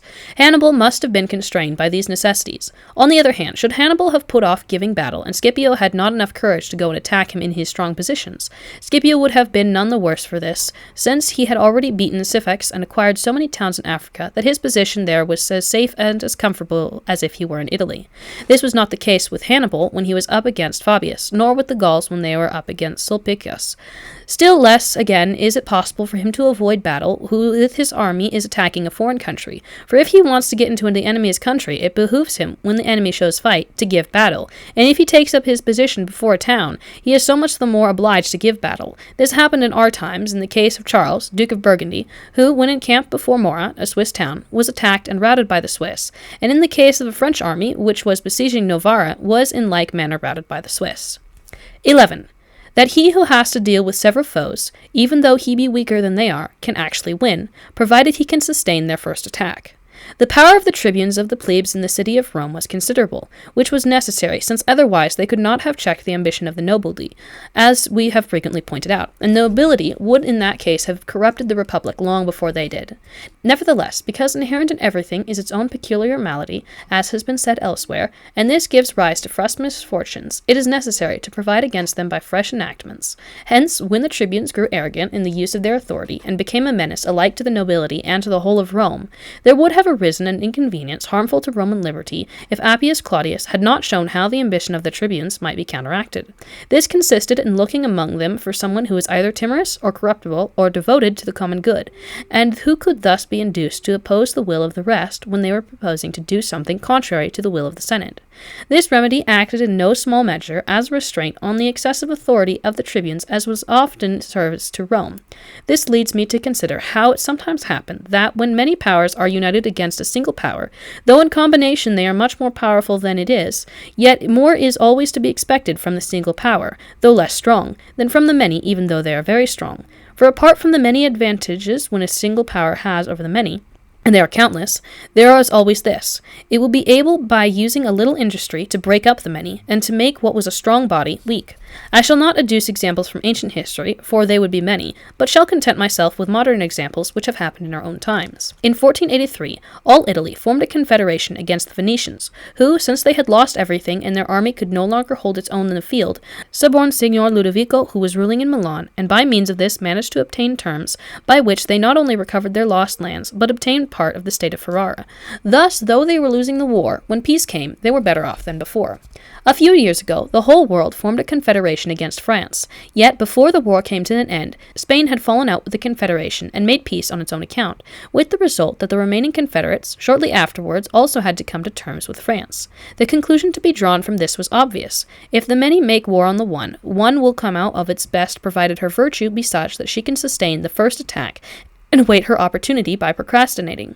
For should she not be able to do this, a host of dangers may ensue, as happened to Venice in 08, when, could she have temporized with the French army and have found time to win over one of the states confederated against her, she might have avoided disaster. But since in arms she was not sufficiently strong to be able to temporize with the enemy, and so had not time to persuade any power to leave the confederation, she was undone.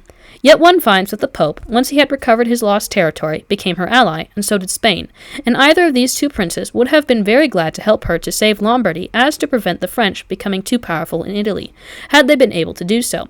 Hence the Venetians, by giving up part of their territories, might have saved the rest, and this would have been a very wise course had it been done in times before the war broke out, so that they should not appear to have been driven to it. But after the war had begun, it would have been reprehensible, and probably of little use. Yet before the war broke out, few Venetian citizens saw the danger, and still fewer the remedy, and there was no one to advise them. But to come back to where we started, in conclusion I draw from this discourse is that, just as the Roman Senate found means to save their country from the ambition of the tribunes, because there were many tribunes, so any prince who is assailed by the many has a remedy to hand, if he be wise enough to take appropriate steps to break up the confederation. 12. That a prudent general should make it absolutely necessary for his own troops to fight, but should avoid forcing the enemy to do so. We have in other discourses shown how useful a part necessity plays in the human affairs, and to what glorious deeds it may lead men. As some moral philosophers in their writings have remarked, neither of the two most noble instruments to which man's nobility is due, his hands and his tongue, would have attained such perfection in their work, or have carried man's works to the height which one can see they have reached, if they had not been driven to it by necessity. Since, therefore, armies' commanders of old were aware of the virtue that lies in necessity, and how steadfast, when necessity drives the minds of soldiers, can become in their resolve to fight, they used every endeavor to put their troops under such constraint, and, on the other hand, employed any device that would free the enemy from such constraint. To this end, they often left open to the enemy a route they might have closed, and closed a route to their own soldiers which they might have left open.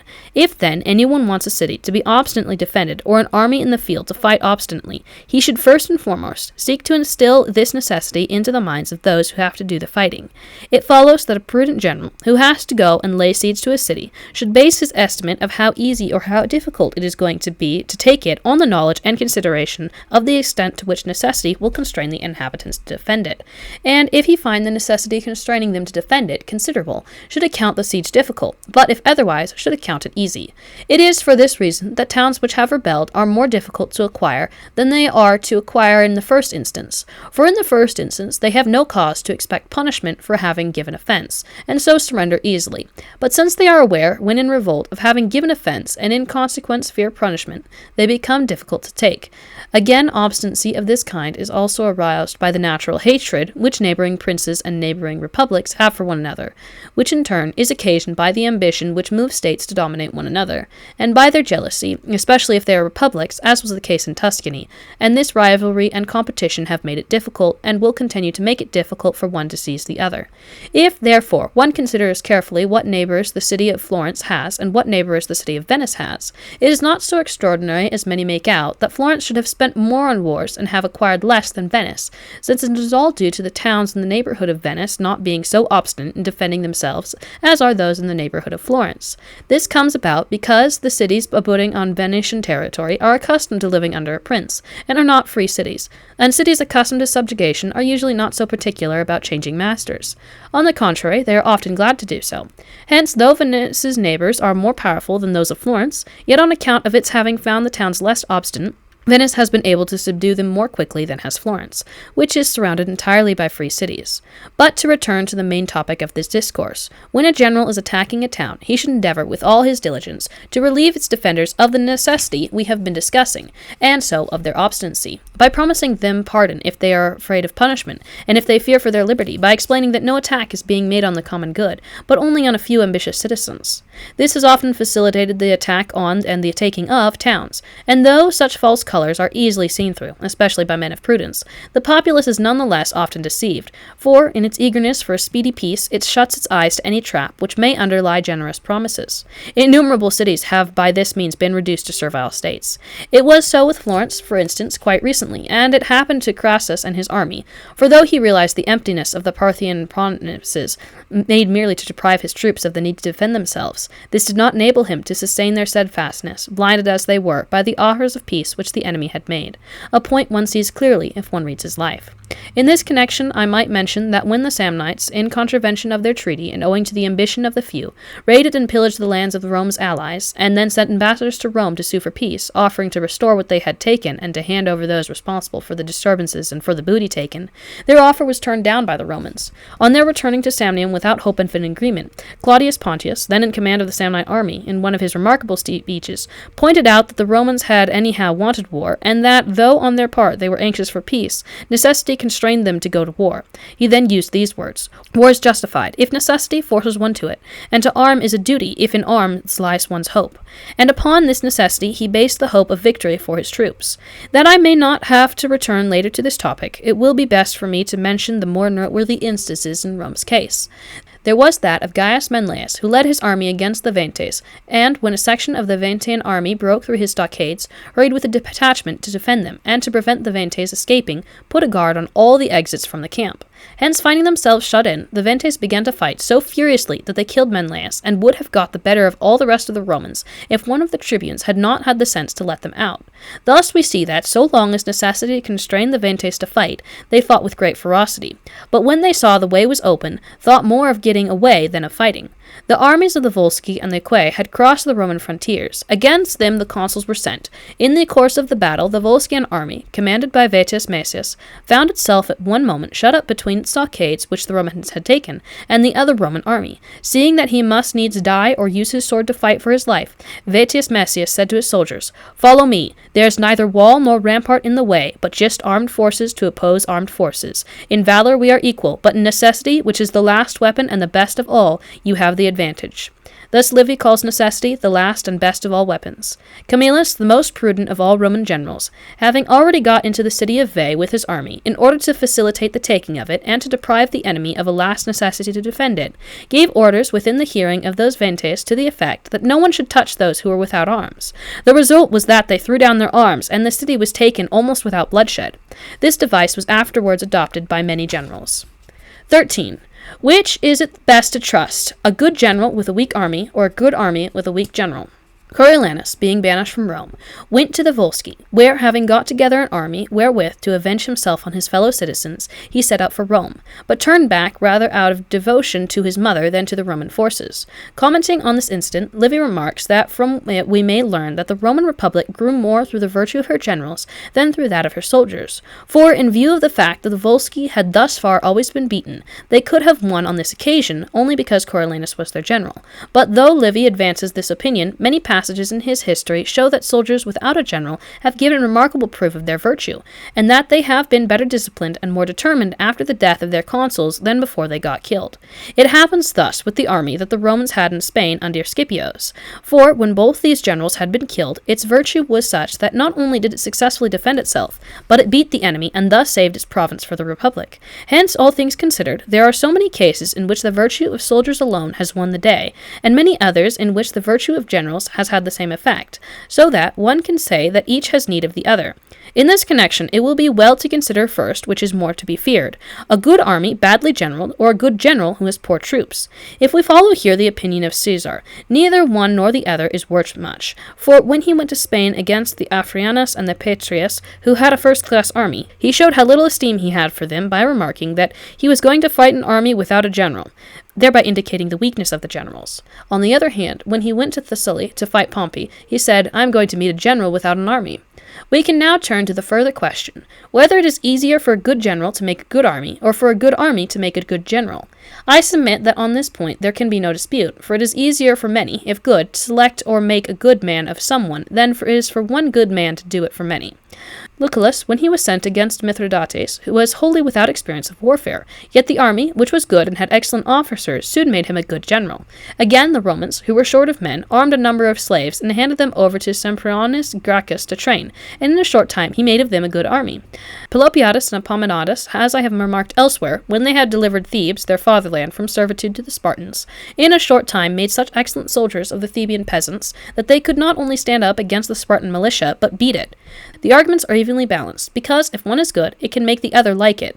A good army, nonetheless, if it lacks a good head, is apt to become mutinous and dangerous, as it happened with the Macedonian army after the death of Alexander, and with the veterans in the Civil War. Hence I am of the opinion that more confidence should be placed in a good general who has time to train his men, and a chance to arm them, than in a mutinous army with a turbulent fellow it has chosen as its head. Twice the glory and praise is due, then, to those generals who have not only had an enemy to beat, but before coming to grips with him, have had to drill their troops and make a good army of them. For in this they display a twofold virtue, which is so rare that if it were given to many to be such strict disciplinarians, they would have been much less esteemed and lauded than they are. 14. What effects are produced by the appearance of new inventions in the course of a battle and by the hearing of unfamiliar cries? Of what importance in strife and battle may be an unprecedented incident due to something seen or heard for the first time can be shown by numerous instances, and especially by that which occurred during the battle the Romans fought with the Volsci, when Quintus, seeing that one wing of his army was giving way, began to call to it in a loud voice to stand firm, since the other wing was winning. For by these words he put courage into his own men and alarmed the enemy, and so won the day. And if on a well-disciplined army such remarks have a great effect, on disorderly and ill-disciplined army they have still a greater effect, for the whole is swayed, as it were, by a wind. Let me give you a remarkable instance which occurred in our own times. A few years ago, the city of Perugia was divided between two factions, the Odi and the Baglioni. The latter were in power, the former having been banished. But with the help of their friends, they got together an army and assembled it in one of their towns closest to Perugia. Then, with convenience of their partisans, they got one night into the city and were on their way to take the piazza without having been discovered. Since at every street corner in the city chains had been placed to block the way, the troops of the Odi put at their head a man with an iron mace to break the locks fastening the chains so that the cavalry could get through. It remained for him to break only that which barred the way into the piazza when the cry, "To arms!" was raised, and on the fellow who was doing the breaking the crowd pressed so hard that he could not raise his arm to strike. So, in order to manage it, he called out, "Get back there!" words which, as they passed from rank to rank, became, "Get back!" whereupon those in the rear began to run away, and one after another the rest followed suit with such frenzy that their own men were thrown into confusion, so that the plans of the Odi came to naught owing to this insignificant incident. This leads me to observe that good discipline is needed in an army, not merely to enable it to fight in orderly fashion, but also that you may not be perturbed should some tiny misadventure befall. For this reason alone the masses are useless in war, since any rumor, any cry, any commotion may change their mood and make them run away. Hence it is essential to discipline that a good general should depute men to take note of his verbal instructions and to pass them on to others, that he should accustom his troops to pay no heed to anyone else, and his officers not to depart from what they have been commissioned by him to say. For we find that failure to observe these points carefully has often led to the greatest confusion. In regard to strange sights, every general should try to present something of the sort while his enemy is in action, so as to give courage to his own men and to dispel that of the enemy. For among the events which are incidental to victory, this is especially effective. In illustration of this, the case of Gaius Sulpicius, the Roman dictator, may be adduced, who, when engaged in battle with the Gauls, armed all his baggage men and a low lot of camp followers, put them on mules and other mounts, so that with their arms and standards they looked like a troop of horses, and stationed with them with flags flying behind a hill, with orders that, at a given signal, when the fighting grew hotter, they should appear and show themselves to the enemy. This being done, as arranged, it so terrified the Gauls that they lost the day. There are two things, then, that a good general should do. First, he should see whether by employing such novel device he can scare the enemy, and secondly, he should be on the lookout so that, should the same trick be played on him by the enemy, he may discover it and nullify its effects. It was thus that the king of India acted when Semiramis, noticing that the king had a good number of elephants, in the hope of intimidating him and showing him that she, too, had plenty of them, constructed a number of them out of the hides of buffaloes and cows and put them on camels, which she sent ahead. But, the trick having been discovered by the king, her plan not only proved useless, but turned out to her disadvantage. So too, when the dictator Mamercus was at war with the Fidantes, to frighten the Roman army, they ordered that in the heat of battle a number of troops should sally forth from Fidenae with torches in their lances, in the hope that, distracted by the novelty of the thing, the Romans would break their ranks. It should be noted here that when such devices involve more truth than fiction, they can in that case be used on men with advantage, for if they have sufficient boldness, their weakness cannot be discovered so quickly. But when they involve more fiction than truth, it is well either not to use them at all, or if employed, to hold the performance of some way off so that the fraud cannot be so quickly detected, as Gaius Sulpicius did with his muleteers. For if fraught with internal weakness, and they be near, they will soon be seen through, and will do you harm instead of good, as the elephants did to Semiramis and the torches to the Fidantes. For though at the start they upset the army a little, yet when the dictator came along and began to shout at the men, telling them not to be such cowards as to run away from the smoke like bees, but to turn back and go for them, crying, "Use the flames to destroy the Fidenae, since you have failed to pacify them with kindness," the device proved of no avail to the Fidenates, who were left the losers of the battle. 15. That at the head of an army there should be one, not several, commanders, and that to have a plurality is a nuisance. When the Fidenates rebelled and put to the sword the colony of the Romans had sent to the Fidenae, to right the insult the Romans appointed 4 tribunes with consular power, of whom 1 was left to guard Rome, and the other 3 were sent against the Fidenates and the Ventes. Owing to the divided command, and to the tribunes being at loggerheads with the other, they returned discredited, though there had been no disaster. For the discredit they were responsible, but that there had been no disaster was due to the valor of the troops. Hence, when the Romans saw what was wrong, they had recourse to the appointment of a dictator, so that one man should be responsible for putting right the disorder that their 3 had caused. This shows us the futility of having several persons in command of the same army, or in the charge of the defense of the same town. Nor can the case be put more clearly than it is by Titus Livy, when he writes, "The 3 tribunes with consular power afforded an illustration of how futile it is for many to share the imperium in a war, for each inclined to follow with his own counsel, and since the others thought otherwise, they gave the enemy their chance." And though this example is sufficient to show the disorders that a plurality of commanders causes in a war, I propose to give 2 more, one modern and the other ancient, the better to establish this point. In 1500, after the King of France, Louis XII, had retaken Milan, he sent his troops to Pisa to recover it for the Florentines. The commissaries, Giovanbattista Ridolfi and Luca di Antiono degli Albizzi, were in command. Since Giovanbattista was a man with a reputation and had seen more service, Luca left the management of everything to him. But though he did not display his own ambition by imposing him, he displayed it by his silence, by his negligence, and by criticizing everything, with the result that he helped the siege operations neither by action nor advice, but behaved like a man of no account. Later on, however, when something occurred which necessitated Giovanbattista's returning to Florence, one finds everything quite different. For when Luca was left in sole charge, he showed his worth alike by his courage, his industry, and his sound sense, all of which characteristics had failed to show themselves so long as he had a colleague. In confirmation of this remark of Titus Livius, I would cite one other example, the expedition which the Romans sent against the Aequi under Quintus and his colleague Agrippa. Agrippa, who wanted the whole conduct of the war to be undertaken by Quintus, says, "In the administration of affairs of moment, it is highly advisable that the supreme command should be in the hands of one man." This is just the opposite of what our republics and princes do today. For to improve the administration, they now send to a place more than one commissioner and more than one head, and this leads to indescribable confusion. Indeed, if one were to seek the causes of the disasters that have befallen the Italian and French armies in our own times, it would be found that this is the most potent. In conclusion, then, one may be quite certain that it is better to entrust an expedition to one man of average prudence than to give 2 men of outstanding ability the same authority. Discourses 16 through 18. Administrative posts. 16. Genuine virtue counts in difficult times, but when things are going well, it is rather to those whose popularity is due to wealth or parentage that men look. It has always been, and always will be, the lot of great and outstanding men to be passed over by a republic in times of peace, for the reputation acquired by their virtue arouses envy, and in peaceful times there are plenty of citizens who seek not merely to become their equals, but even their superiors. On this point there is a good passage by Thucydides, the Greek historian, who shows how, when the Athenians had got the upper hand in the Peloponnesian War, and had curbed the pride of the Spartans and brought the rest of Greece into subjugation, they Their reputation was almost so great that they planned to occupy Sicily. When the invasion was under discussion in Athens, Alcibiades and some other citizens urged that it should be undertaken, since they were men who cared little for the public good, but were looking to the honors they would gain, should they command the expedition as they had proposed to do so. But Nicias, whose reputation stood higher than anyone else's, dissuaded Athens from the course, and, in addressing the people, the chief reason he gave to show that he was in good faith was that, in advising against the war, he was advising them to do what could not be done in his own interests, for so long as Athens was at peace, he knew that a whole crowd of citizens would try to get ahead of him, but in case of war, he knew that no citizen would be recognized as his superior or as his equal. We see, therefore, in this incident, a disorder to which republics are liable, namely that of showing but little esteem in times of peace for men of worth.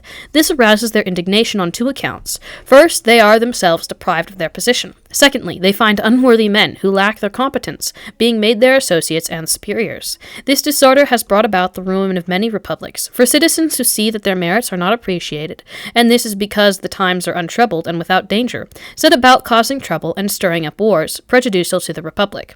If one inquires what remedies may be applied, two suggest themselves.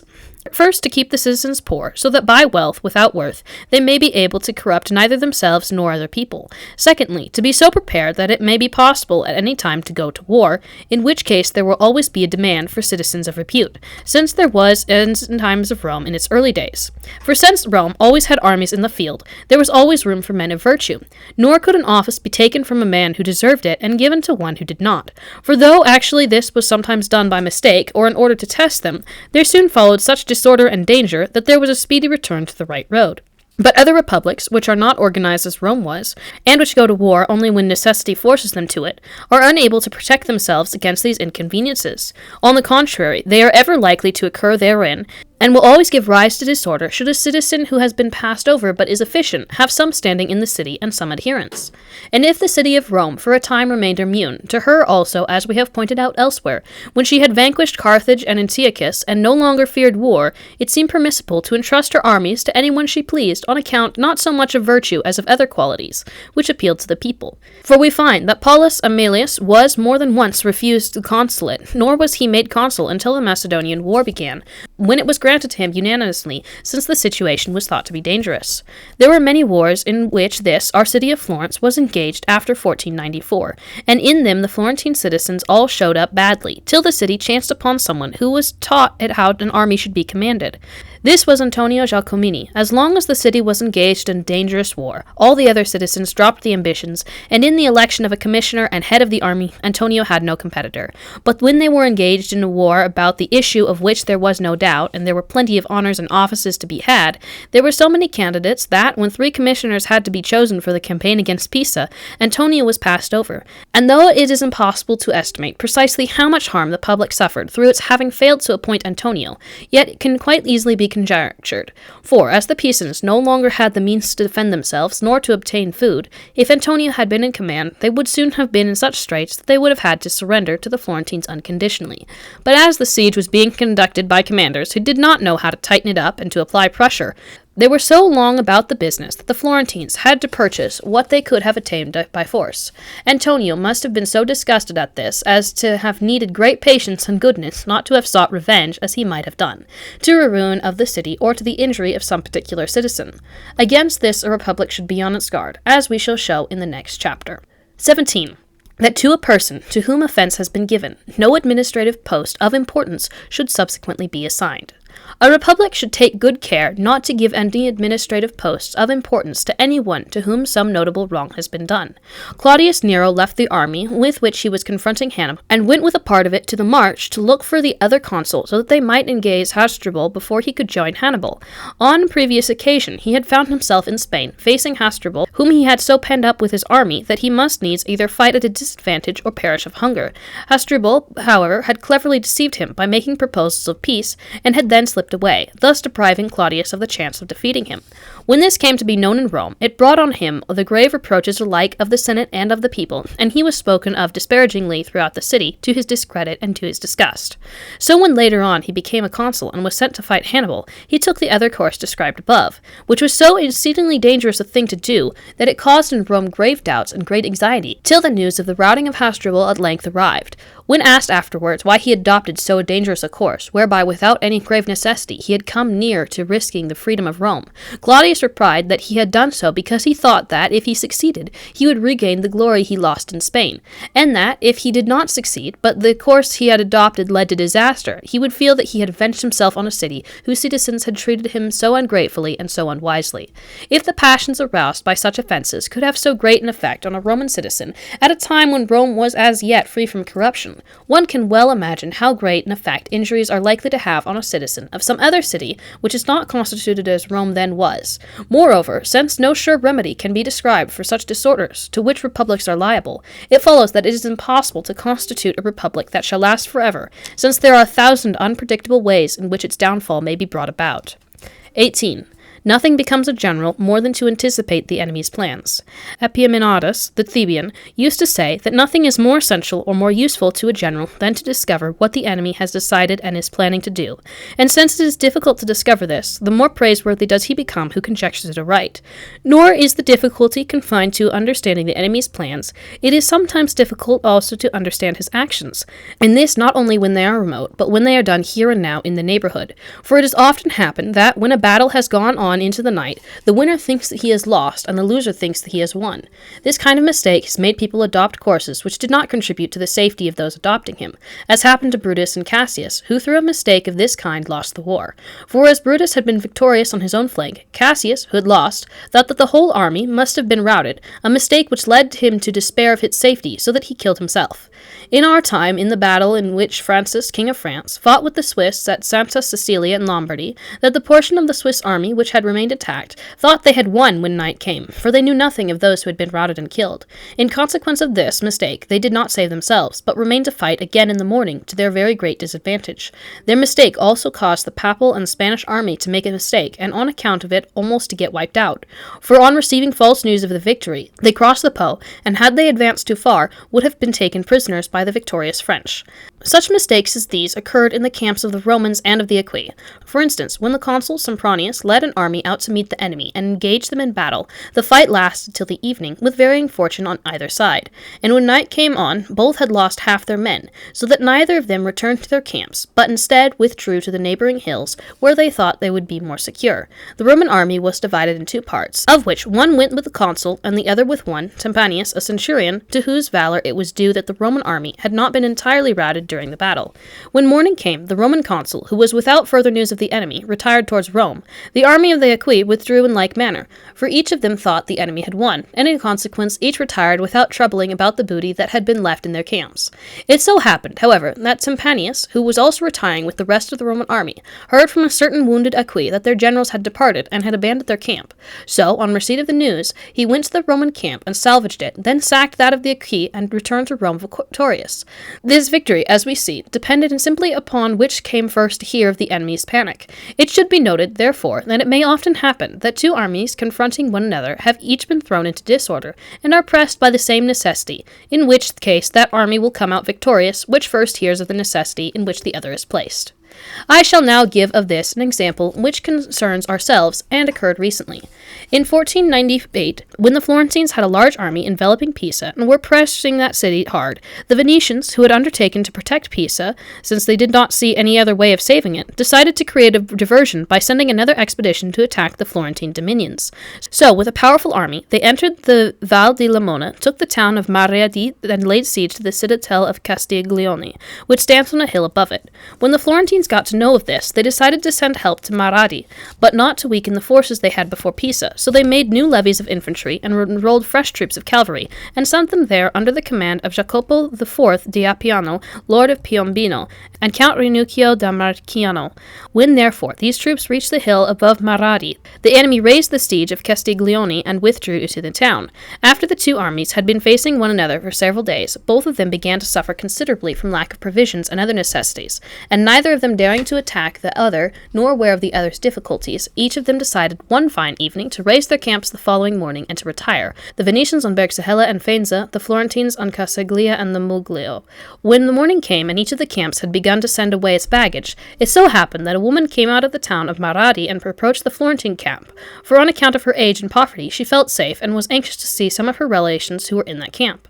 From her the commanders of the Florentine forces heard that the Venetians had struck camp, so on this news they plucked up courage, changed their plans to those they would have adopted had they dislodged the enemy, and went after them and wrote to Florence announcing that they had repelled the enemy and won the war.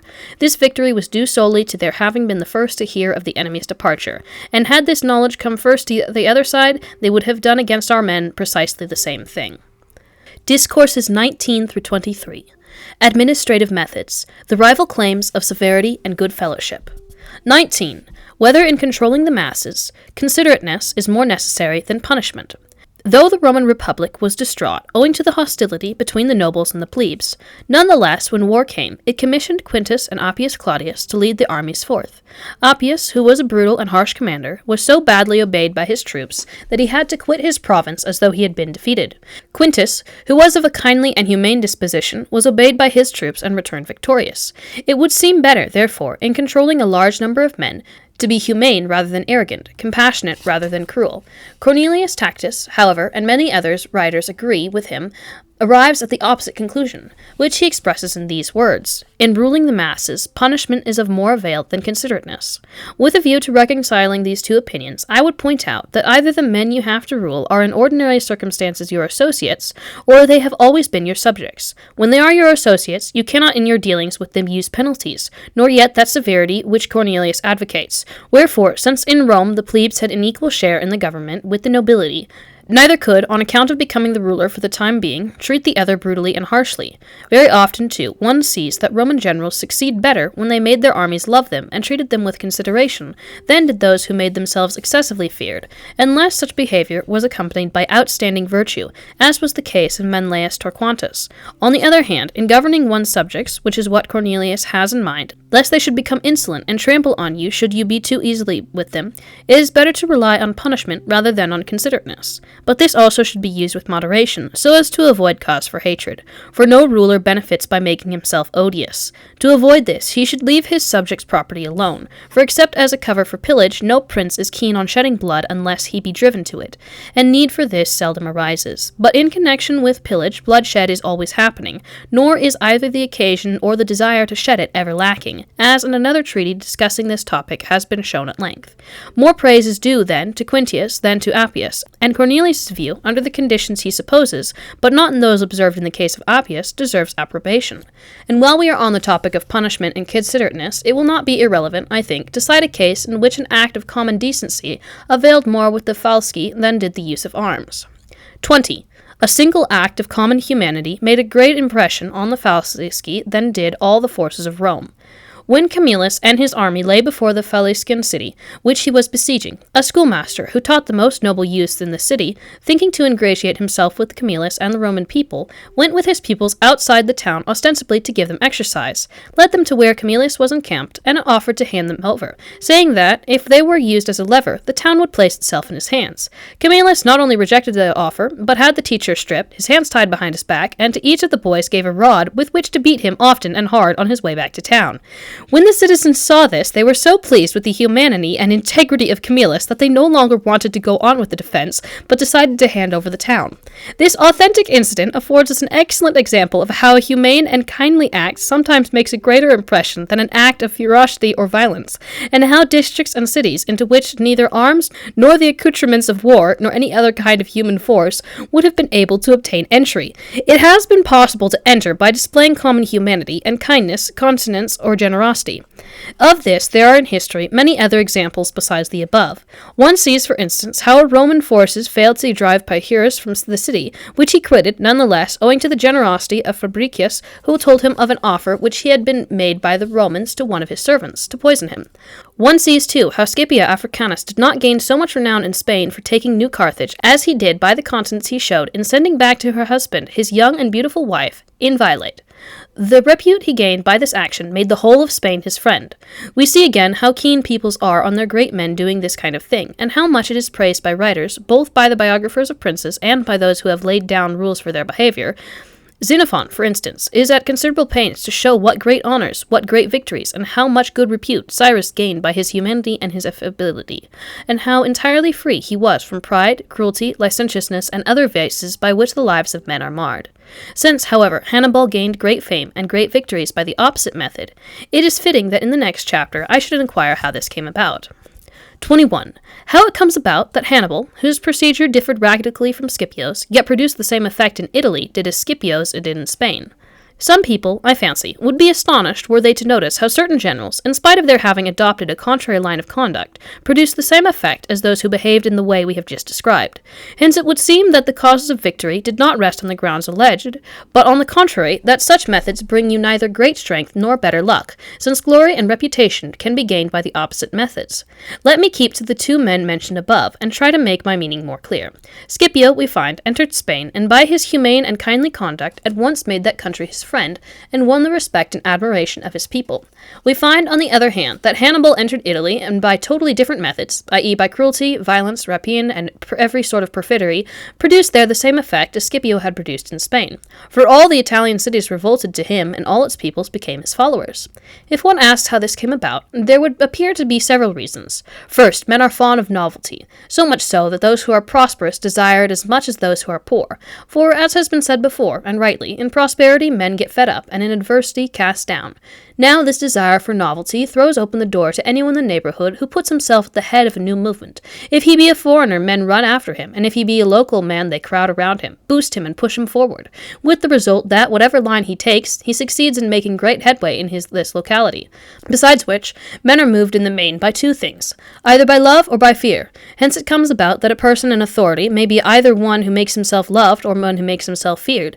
Indeed, a man who makes himself feared is usually better followed and better obeyed than one who makes himself loved. It matters then little to a general along which road he travels, provided he has virtuosity, and his virtue gives him standing with men. For when there is great efficiency, as there was in Hannibal and Scipio, it counterbalances all the mistakes due to their having made themselves too much loved or too much feared.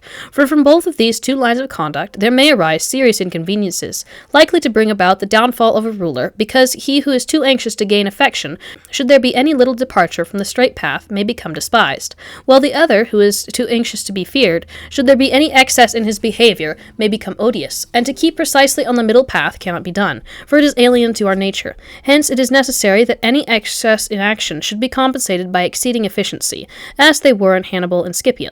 Nonetheless, though it was by behaving thus they made their name, it is clear that in both cases their conduct did them harm. How each of them came to make his name has already been explained. The harm done, so far as Scipio is concerned, was that in Spain his soldiers mutinied, and were joined by some of his allies. This was due entirely to their not being afraid of him, for men are so restless that, should the least thing open the door to their ambition, they at once belie the love which their ruler may have invoked with his decency, as did the aforesaid soldiers and allies. Consequently, Scipio, to remove this inconvenience, had to resort to some measure of that cruelty which he had thus far avoided. As to Hannibal, there is no particular instance of his cruelty or his faithlessness doing him harm. One can well imagine, however, that Naples and many other towns which remained loyal to the Roman people did so through fear of him. It is certain, too, that his impious behavior made him more odious to the Roman people than any other enemy which that republic ever had. For whereas to Pyrrhus, when he and his army were in Italy, they revealed a plot to poison him, they never forgave Hannibal, even when his troops were disarmed and disbanded, until they had compassed his death. Owing to Hannibal's reputation for impiety, faithlessness, and cruelty, then, this inconvenience arose, but on the other hand he derived from it a very great advantage, of which all writers have spoken with admiration. For though his army was composed of men from different races, there never arose any dissension either among the men themselves or between them and him. This can only have been due to the terror his person inspired, which was so great that, in conjunction with the reputation he acquired for efficiency, it kept his troops quiet and united. I conclude, therefore, that it does not matter much in what way his general behaves, provided his efficiency be so great that it flavors the way in which he behaves, whether it be in this way or that. For as we have said, in both there are defects and dangers, unless they be corrected by outstanding virtue. Hence, Besides, if Hannibal and Scipio produce the same effect, the one by praiseworthy and the other by reprehensible methods, it will not be amiss, I think, for me to discuss the two Roman citizens who acquired the same glory by different methods, both of which were praiseworthy. 22. How the severity of Manlius Torquatus and the sociability of Valerius Corvinus won for each the same degree of fame. There were living in Rome at the same time two first-class generals, Manlius Torquatus and Valerius Corvinus, equal in virtue, equal in the number of their triumphs, and equal in fame.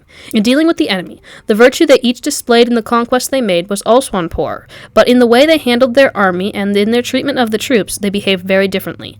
For Manlius was a commander who used every type of severity and never let his soldiers off either fatigues or punishments.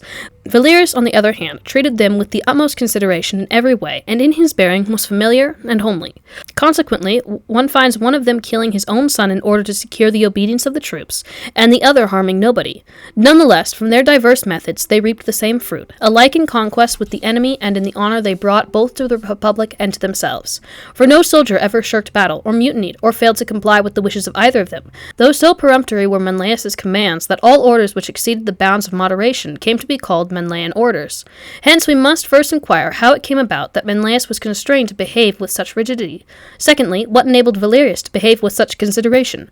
Thirdly, what caused these different methods to produce the same effect. And finally, which is the better way and which is the most useful to imitate.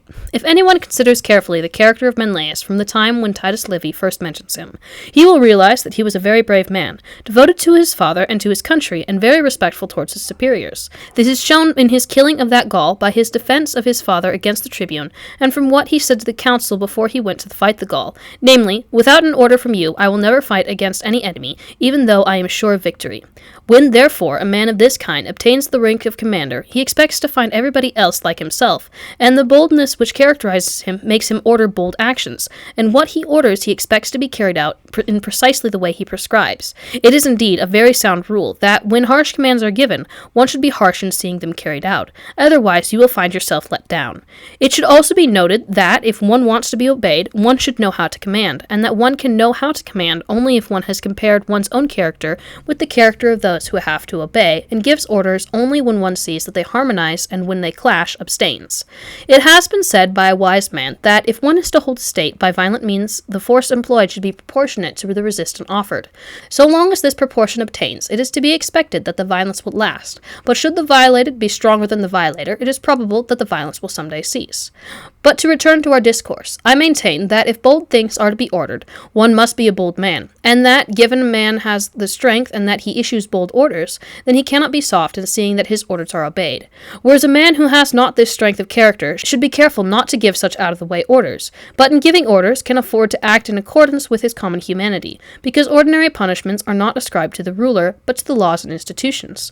It must be supposed, therefore, that Manlius was constrained to act thus rigidly owing to the extraordinary orders he gave, to which he was inclined by his nature, and that such orders should be given is useful in a republic, since they restore its discipline to its pristine state and revive its ancient virtue. And as we have said before, should a republic be so fortunate as frequently to have men who by their example give fresh life to its laws, and do not merely stop them going to rack and ruin, but restore their former vigor, such a republic would last forever.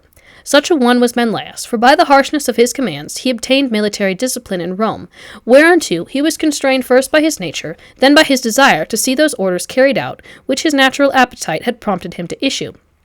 Valerius, on the other hand, could go gently as one to whom it sufficed to see done what it was customary to do in the Roman armies. These customs, since they were sound, were enough to keep up his reputation, and since they were not hard to observe, there was no need for Valerius to punish delinquents, because there weren't any. But had there been any, they would have ascribed their punishment, as was said, to the ordinances, not to the brutality of their prince, so that Valerius could indulge his natural bent for kindliness of all sorts, and by these means acquire gratitude from the troops and be able to keep them contented. It thus came about that, since the same obedience was shown to both were able to produce the same effect, though by different means. Those who desire to imitate them may, however, fall into the vices I mentioned in connection with Hannibal and Scipio, namely the evoking of contempt or of hatred, vices which you can avoid only if in you there be more than ordinary virtue, but not otherwise. It remains to consider which of these two ways of behaving is the more praiseworthy. This is open to question, I think, for some authors praise one and some the other. other. Yet writers who prescribe how a prince should govern incline rather to Valerius than to Menelaus, and Xenophon, whom I have cited already, gives many instances illustrative of Cyrus's consideration for others, and thus agrees closely with what Titus Livy says of Valerius. For, when he was consul in the Samnite War, and the day came on which they had to give battle, he addressed his troops with the same consideration he usually displayed in dealing with them. Having given the speech, Titus Livy adds these remarks: "No commander was ever more familiar with his soldiers, for he deemed it no burden to share their duties with the meanest of them. He would take part especially in their military sports, in which men contend with one another in speed and strength as equals, and in this easy comradeship never changed his countenance whether he won or was beaten. He was never contemptuous towards any one who challenged him as an equal. In all his actions he was kind when circumstances permitted, and in his conversations was scarce less mindful of the liberty of others than he was of his own dignity. And, what is more popular than aught else, he behaved towards them just as he had behaved when a candidate for office." Titus Livy speaks with the same respect of Menelaus, pointing out that the severity he showed in killing his son made the army obey him when he was consul, which was the cause of the victory gained by the Roman people over the Latins. Indeed, in praising him he goes further than this, for after mentioning this victory, he describes in detail how he drew the troops up for this battle, points out the dangers which the Roman people ran it in, and the difficulty they had in winning it. It ends with the remark that it was the virtue of Menelaus alone that gave the Romans the victory. He compares, too, their respective forces, and asserts that whichever side had had Menelaus as consul would have won. Hence, in view of what historians have said, it is difficult to judge between Menelaus and Valerius. I did not want to leave this matter undecided, however, so I shall say this. For a citizen who is living under the laws of a republic, I think it is more praiseworthy and less dangerous to adopt the procedure of Menelaus, since this way of behaving was entirely in the public interest and was in no way affected by private ambition. For it is impossible to gain partisans if one is harsh in one's dealing with everybody and is wholly devoted to the common good, because by doing this one does not acquire particular friends, or, as I have just called them, partisans. Wherefore, than such a procedure none can be more advantageous or more desirable in a republic, since it neither fails to take account of the interest of the public, nor does it suggest that personal power is in any way being sought. But of Valerius's procedure the contrary is true, for though so far as the republic is concerned, it has the same effects. Yet if a man should win the special goodwill of the troops, and should retain his command for long, there is grave reason to fear that the result may be prejudicial to liberty. If such prejudicial effects were lacking in the case of Publicola, the reason was that the minds of the Romans were not as yet corrupt, and that he did not hold office for a long time without intermission. But if one takes the case of a prince, which is the case Xenophon is considering, we should have to side wholly with Valerius and to discard Menelaus. For a prince should seek to gain the obedience and the affection of his soldiers and of his subjects, their obedience by his fidelity to the constitution and by the reputation he has for their virtue, their affection by his affability, kindliness, compassion, and the other qualities for which Valerius was conspicuous. And Cyrus also, so Xenophon tells us. For that a prince should be well liked by each of his subjects, and should have a devoted army, is in conformity with other features appertaining to his princely status. For the army to be devoted to the cause of a private citizen is not consistent with his position, since he is bound by the laws and should obey the magistrates. We read in the annals of ancient Venice that when the galleys of this republic had returned to port, a quarrel arose between the sailors and the populace, resulting in disturbances in which arms were used, nor could the tumult be quelled either by police force or by highly respected citizens, or by fear of magistrates, until a gentleman who had been in command of the sailors a year before suddenly appeared before them, and they stopped fighting out of the affection they had for him. This subservience aroused such suspicion in the senates that the Venetians shortly afterwards made sure of him either by imprisonment or death. I conclude, therefore, that Valerius' method is advantageous in the case of a prince, but harmful in the case of a private citizen, alike to his country and to himself. To his country, because such behavior prepares the way for tyranny; to himself, because the suspicion of his behavior arouses force in the city to protect itself against him to his own undoing. On the other hand, I claim that in a prince the behavior of Menelaus is harmful, and in a private citizen of advantage, especially to his country. Nor will it hurt the private citizen unless the hatred you incur by your severity is intensified by the suspicion to which the great reputation your virtue has brought you may rise, as we shall now show that it did in the case of Camillus. 23. Upon what account Camillus was banished from Rome. We have just reached the conclusion that anyone who behaves like Valerius does harm both to his country and to himself, but that if he behaves as Menelaus did, he helps his country and sometimes harms himself. This is borne out to a large extent by the case of Camillus, whose behavior was more like that of Menelaus than of Valerius. Hence Titus Livy says of him that the soldiers both hated and admired his virtue. This was his solicitude, his prudence, his magnanimity, and his good discipline he maintained in his administration and command of his army that caused him to be so much admired. It was because he was more severe and chastising than generous and rewarding that he became to be hated. For this hatred, Titus Livy ascribes the following reasons. First, he assigned the money which had been obtained from the sale of goods taken from the ventes to the public use, instead of distributing it with the booty. Secondly, at his triumph, he caused his triumphal chariot to be drawn by 4 white horses, which they said was due to his pride and to his desire to emulate the sun. Thirdly, he made a vow to give a 10th part of the Venetian booty to Apollo, and in order to fulfill this vow, had to deprive the soldiers of booty on which they had already laid their hands. From this, it may clearly and easily be seen what kind of thing makes a prince odious to his people.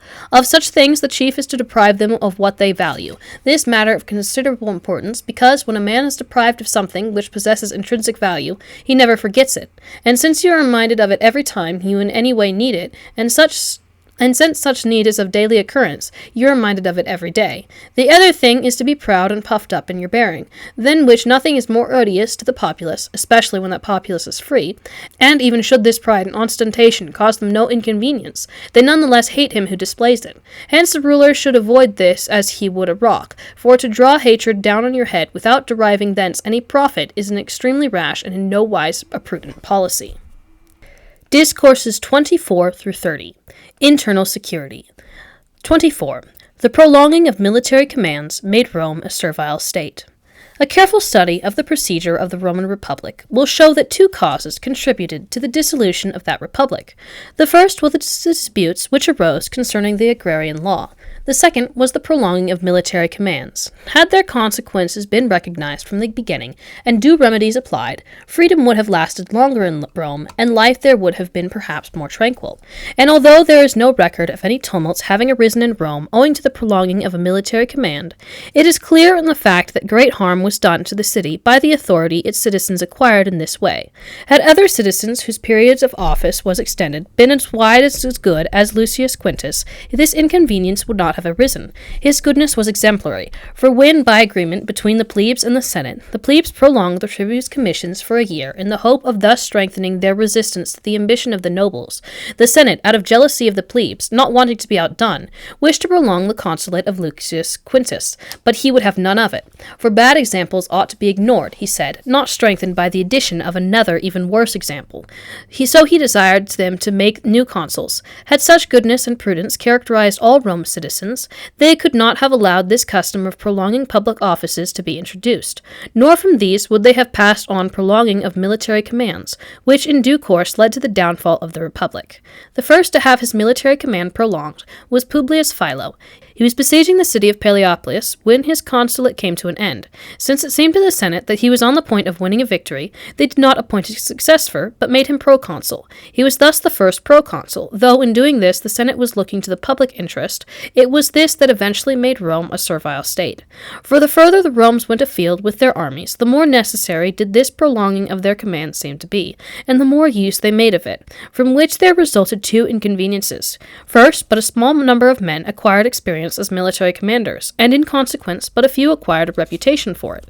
Secondly, when a citizen had been for long in command of an army, he won the army over and made it his partisan, so that it came in time to forget of the Senate and to recognize its commander alone as its head. It thus came about that Sulla and Marius were able to find troops to support them in actions contrary to the public good, and it thus came about that Caesar was able to reduce his country to subjugation.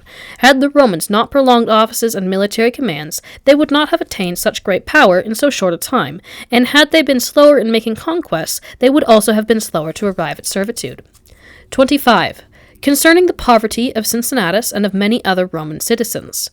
We have maintained elsewhere that the most useful institution to have in a state which enjoys freedom is one that keeps its citizens poor, though in Rome it is not clear which institution had this effect, since the agrarian law, especially, encountered a good deal of opposition, yet we have evidence that for 400 years, from the time when the city was built, there was a very great deal of poverty there, nor can one think of any institution which tended more to produce this effect than the knowledge that poverty did not bar you from any office or from any honor, and that virtue was sought out no matter in whose house it dwelt.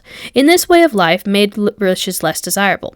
This is obvious, for when Minucius was consul and his army was beset on all sides by the Aequi, Rome was so terror-stricken lest the army should be lost that it had time to recourse to the appointment of a dictator, its last resort in times of great distress. The appointment was given to Lucius Quintus Cincinnatus, who was found on his little farm plowing with his own hands. This incident is enshrined in a golden saying of Titus Livy, who says, "It is worthwhile recording it for the sake of those who in comparison with riches despised all human values, and have not much use for honor or virtue unless it brings them wealth." Cincinnatus was plowing his little farm, which was not more than 4.5 acres in extent, when messengers from the Senate in Rome came to tell him of his appointment to the dictatorship, and to point out in what danger the Roman Republic stood.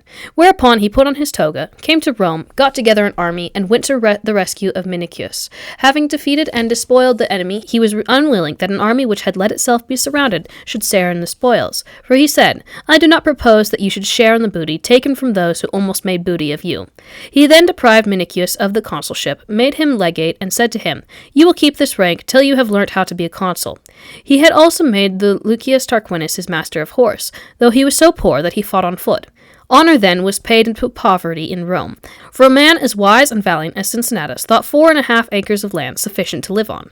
There was still the same degree of poverty at the time of Marcus Regillus, for when he was with his army in Africa, he asked leave of the Senate to return to look after his farm, which his labors were neglecting. And here 2 things especially are noteworthy. First, poverty, and how content people were with it, and how the citizens thought it sufficient to win honors in a war, and to leave all the profits to the public. For if Regillus had been contemplating enrichment as the result of the war, he would not have bothered about his fields being neglected. The second point to be considered is the magnanimity of those citizens whose greatness of spirit, when in command of an army, rose above that of any prince, who had respect neither for kings nor republics, and were alarmed and frightened at nothing, but when they returned to private life, they became frugal, humble, careful of their little properties, obedient to the magistrates, and respectful to their superiors. So much so that it seems incredible that one in the same mind should have undergone so great a change.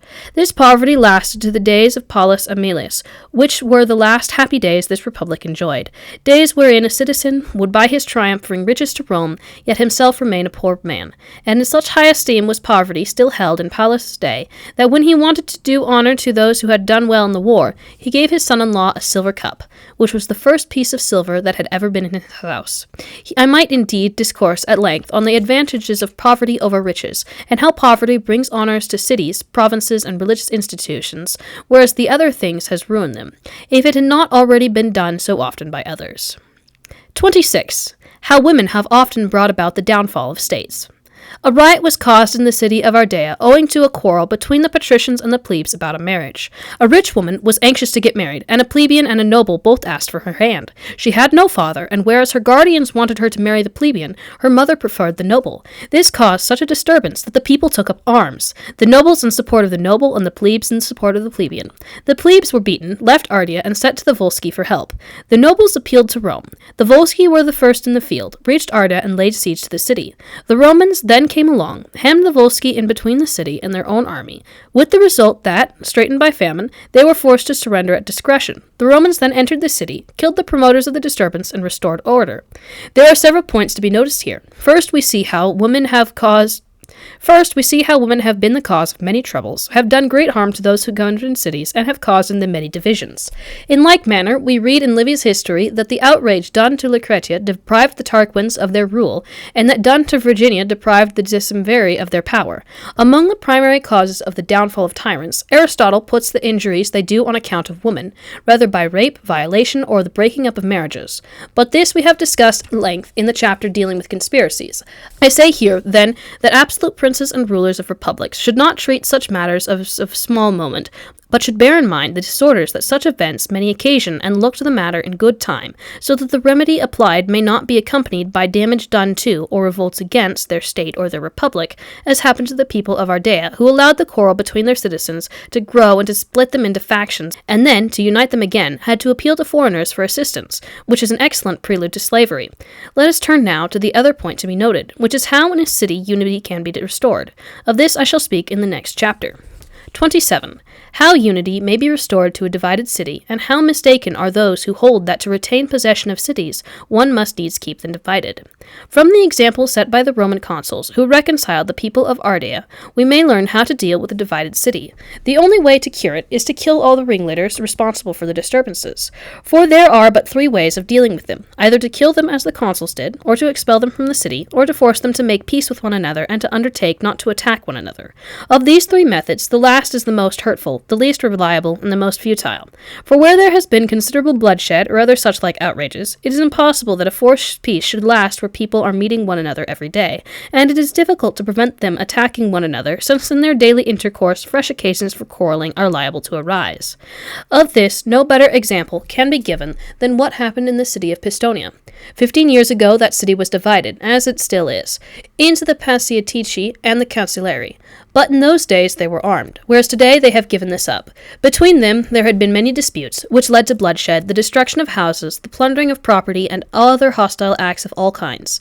The Florentines, whose job it was to compose this strife, always used the 3rd method in doing this, and always there arose worse tumults and greater troubles, so that they got tired of it and tried the 2nd method, which consists in removing the party leaders. Some they put in prison, others they banished to various places, so that the concord thus established might last, as it has lasted until now. Yet it would unquestionably have been safer to use the 1st method, since however in executions of this kind there is something great and grand, a weak republic cannot do such things. So alien indeed are they to its character that it is with difficulty that it brings itself to use the 2nd remedy. These are some of the mistakes which, as I have said at the beginning, rulers in our day make when they have to deal with affairs of importance, for they should be ready to hear how those acted who in olden days had to deal with such problems. Whereas instead so feeble are men today owing to their defective education and to the little knowledge they have of affairs, that they look upon the judgments of their forefathers as inhuman in some cases, and in others as impossible.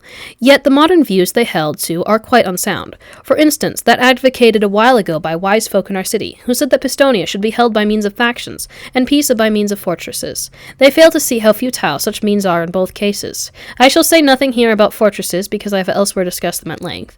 What I propose to discuss here is the futility of trying to keep the towns you have to govern divided. First of all, whether it be a prince or a republic that is governing them, it is impossible for you to remain friends with both of the 2 factions, for it is natural and inevitable that men should take sides in any dispute, and should be more drawn to this side than to that. So that if one party in the town you hold is discontented, it will cause you to lose it as soon as war comes along, for it is impossible to hold a city which has enemies without as well as within. If it is a republic that governs the city, there is no surer way of making its citizens bad subjects and of provoking divisions in your own city than to have to govern a divided city, for each party will seek to win favor, and each will use corrupt practices in order to gain supporters, from which 2 very serious inconveniences arise. First, you will never make them your friends, owing your inability to govern them well, so long as their government changes frequently, according as now one and now another humor prevails. Secondly, the encouragement of parties in the city must needs provoke divisions in your republic. To this, Piondo bears witness when he says of the Florentines and the Pistonians that, in their endeavors to restore unity to Pistonia, the Florentines themselves became divided. Hence it is easy to see what evils a divided city gives rise. When in 1502 Arezzo was lost, together with the whole of the Valle de Tevere and the Valle di Chiana, which were occupied by the Vitelli and the Duke Valentino, a Monsieur de Lanques was set by the French king to restore to the Florentines all the towns they had lost.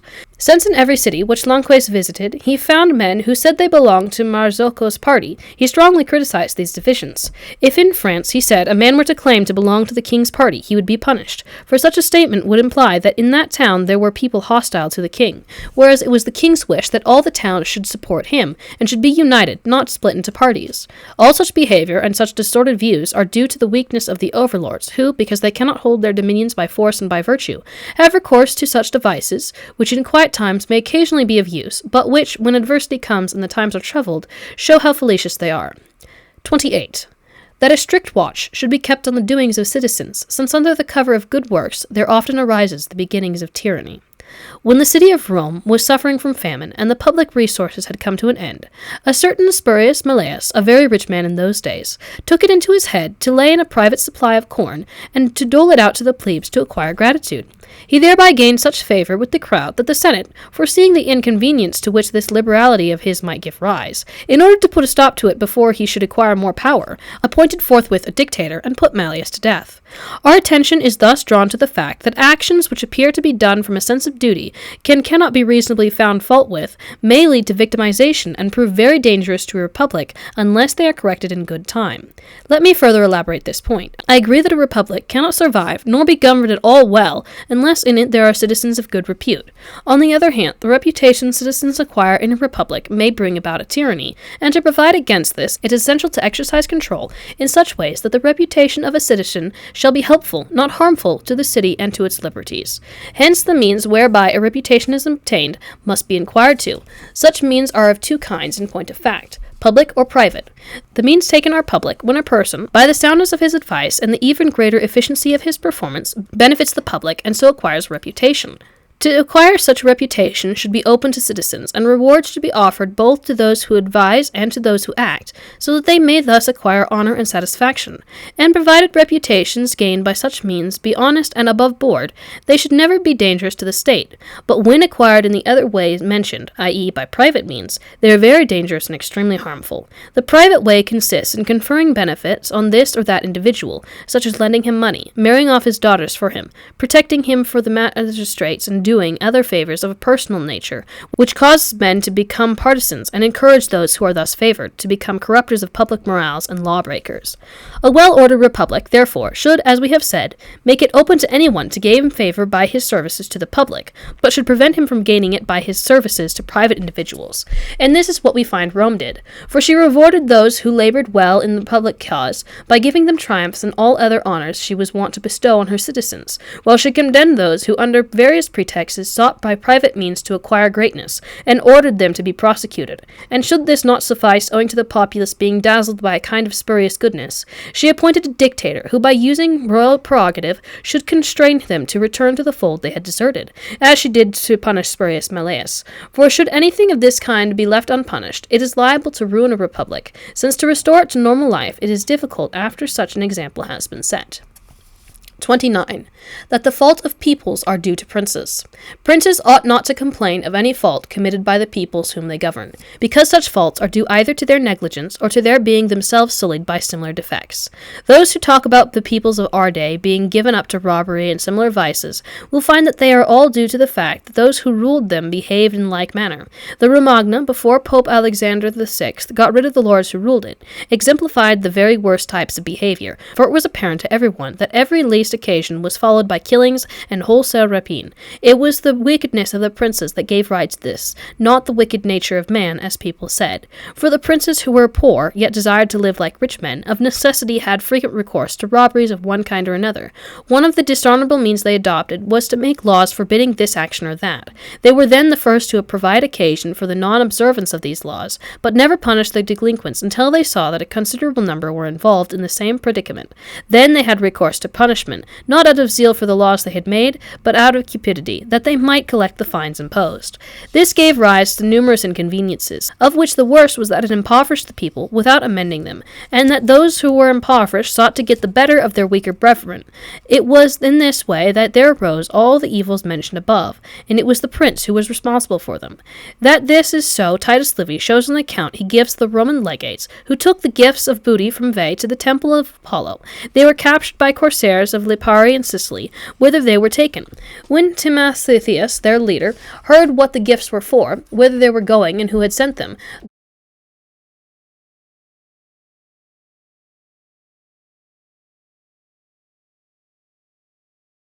he let the legates go, with all they had with them. The comment made by historians is this: Timotheus instilled religion into the masses, who always resemble their ruler. This is conferred by a remark of Lorenzo de' Medici, who says, "What the prince does, the many also do, for to their eyes the prince is ever in view." 30. 1. It is necessary for a citizen who proposes to use his authority to do any good work in a republic, first, to extinguish all envy, and 2. What provisions are to be made for the defense of a city which this enemy is about to attack.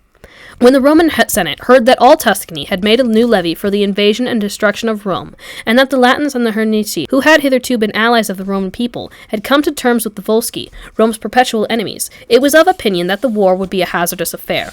Moreover, since Camillus happened then to be a tribune with consular power, the Senate thought it should be possible to manage without appointing a dictator, provided the other tribunes, his colleagues, would entrust him with supreme command. This the said tribunes didn't willingly, nor, says Titus Livy, did anybody deem it derogatory to his authority to subordinate it to his. Camillus, therefore, on receiving their promise of obedience, ordered that 3 armies should be enrolled. Of the first he decided himself to take command and to march against the Tuscans. He appointed Quintus Servilis to the command of the second, which was to remain near Rome and to impede the Latins and the Hernici, should they make a move. Over the 3rd army he put Lucius Quintus with orders to protect the city and to defend the gates and the Senate house in any eventuality that should arise. In addition to this, he gave Horatius, one of his colleagues, charge of providing the arms and the corn and other things requisite in times of war.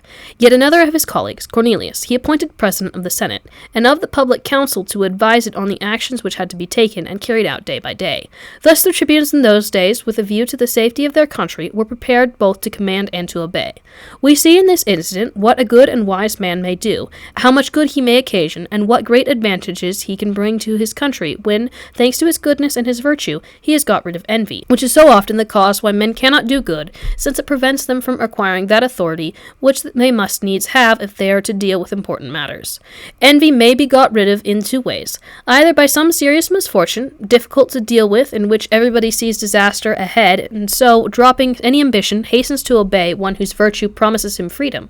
This happened in the case of Camillus, for since he had given such proof of his excellence, and having thrice been dictator, had always administered that office to the benefit of the public, not in his own interests, no one feared his having great power, nor, in view of his deservedly great reputation, thought it an indignity to serve under him. Hence the remark, which Titus Livy shrewdly makes, nor did anybody, etc. The other way in which envy is removed is when, either by violence or in the natural course, those are removed who were your rivals in the contest for fame and power. For as long as such men see that your reputation is greater than theirs, they will never remain quiet and bear it with patience. Moreover, should such men have been used to living in a corrupt city in which education had not done them any good, it is impossible for any misfortune to convert them to a better state of mind. Rather would they see their country ruined than fail to obtain their ends and satisfy their perverse mentality. To overcome envy of this kind, the only remedy lies in the death of those who are imbued with it. When fortune so favors the virtuous man as to bring about their death in the ordinary course, there is no scandal, for he becomes famous by being able to display his virtue without obstacle or offense. But when this does not happen, it behooves him to devise some way of getting rid of the persons in question, and he should take steps to overcome the difficulty before doing anything else. He who reads the Bible with discernment will see that, in order that Moses might set about making laws and institutions, he had to kill a very great number of men who, out of envy and nothing else, were opposed to his plans. The need for this was clearly recognized by Friar Girolamo Savonarola, and also by Piero Soderini, the Gonfalonier of Florence. But one of them, namely the friar, was unable to overcome the difficulty, for he lacked the requisite authority, and those of his followers who might have had the authority for it did not get his meaning right. It was not, however, his fault that this did not happen, and his sermons were full of indictments against the wise of this world, and of invectives against them, and by the wise of this world he meant those who were envious and were opposed to his ordinances. The other believed that his goodness, the favor of fortune, and his beneficence towards all in time would extinguish envy, for in view of his being as yet fairly young, and of how much favor he had recently gained by his method of governing, he thought he would be able to get the better of those who through envy were opposing him, without either scandal, violence, or disturbance. What he failed to realize was that time waits for no man, that goodness alone does not suffice, that fortune is changeable, and that malice is not to be placated by gifts. So that both these men were ruined, and in both cases their downfall was due either to their not knowing how or not being able to overcome envy. Another noteworthy point about Camillus is the arrangements he made for the defense of Rome, both within and without. It is indeed not without reason that good historians, such as our author, give a particularly detailed account of the certain incidents circumstances, that posterity may learn how to defend itself in like situations. And in this it should be observed that no defense is more dangerous or more futile than one that is tumultuous and without order. This is shown by the third army, which Camillus caused to be enrolled and left in Rome to guard the city.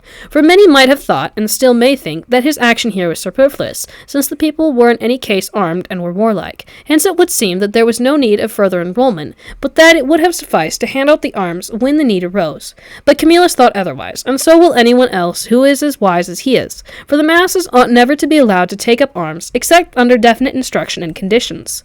From the example of Camillus, therefore, one learns that he to whom the guardianship of a city has been entrusted should avoid as he would a rock the giving of arms to a tumultuous crowd. Instead, he should first select and enroll those whom he wishes to bear arms, and whom they obey in all things.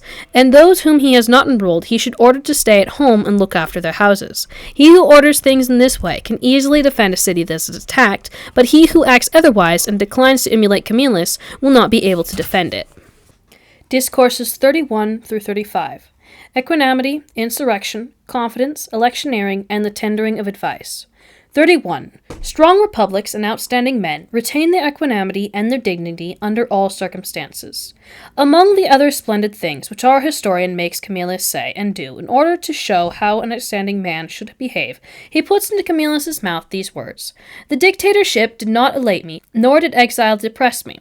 One sees here how great men remain the same whatever befalls. If fortune changes, sometimes raising them, sometimes casting them down, they do not change, but remain ever resolute, so resolute in mind and in conduct throughout life that it is easy for anyone to see that fortune holds no sway over them. Nor so do weak men behave, for by good fortune they are buoyed up and intoxicated, and ascribe such success as they meet with to a virtue they never possessed, so that they become insupportable and odious to all who have anything to do with them. This then brings about a sudden change in their lot, the prospect of which causes them to go to the other extreme, and to become base and abject. Hence it comes about that rulers so built prefer to run away rather than to defend themselves in adversity, just as do men who find themselves defenseless because they have misused the good fortune they had. These virtues and these vices, which are found, as I have been saying, in a particular man, are also found in a republic, of which the Romans and the Venetians provide us with examples. No bad luck ever made the first become abject, nor did good fortune ever make them arrogant. This manifests from their behavior after the defeat of Cannae, and after the victory they gained over Antiochus. For though the defeat was very serious, since it was their third, they never became disheartened, but kept their armies in the field, declined to redeem those who had allowed themselves to be taken prisoners, contrary to their practice, did not send emissaries to Hannibal or to Carthage to sue for peace, but dispensing with any such abject steps as these, devoted their whole attention to the war, and owing to the shortage of men, armed both the old and their slaves. When Hanno, the Carthaginian, came to hear of this, he pointed out to the Carthaginian Senate, as we have remarked above, what small account the Romans made of the defeat at Cannae. Hence it is clear that in trying times the Romans were not despondent, nor were they humbled, nor, on the other hand, did prosperous times make them arrogant. For when Antiochus sent envoys to Scipio to ask for terms prior to the battle in which he was finally defeated, Scipio laid down the following as his conditions for peace: that Antiochus should withdraw into Syria, and that the rest should be left to the decision of the Roman people. These terms Antiochus having rejected, a battle took place, and having lost it, he sent Scipio's envoys commissioned to accept all the conditions which the victors should lay down. Whereupon Scipio proposed precisely the same terms as those he had offered before he won, and then remarked that the Romans, when beaten, do not lose courage, nor when they win do they become arrogant. The Venetians we find doing just the opposite of this. To them it seemed that their good fortune was due to a virtue which they did not in fact possess.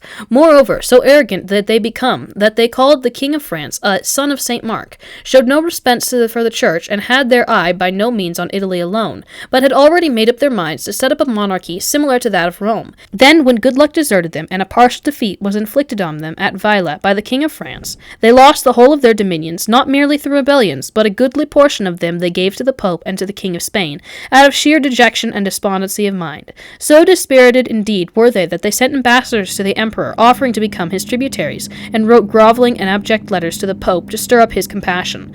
To reach which unhappy state it took them 4 days, yet it was but a partial defeat they had suffered, For, after the engagement, in the fighting which took place during the retreat of their army, only about half their forces were engaged, so that one of their commissioners who escaped reached Verona with more than 25,000 troops, comprising both foot and cavalry. Hence, if in Venice and in Venetia institutions there had been any sort of virtue, they could easily have pulled themselves together and tried their luck again, this time either to win or to lose with greater glory, or to come to an agreement on more honorable terms.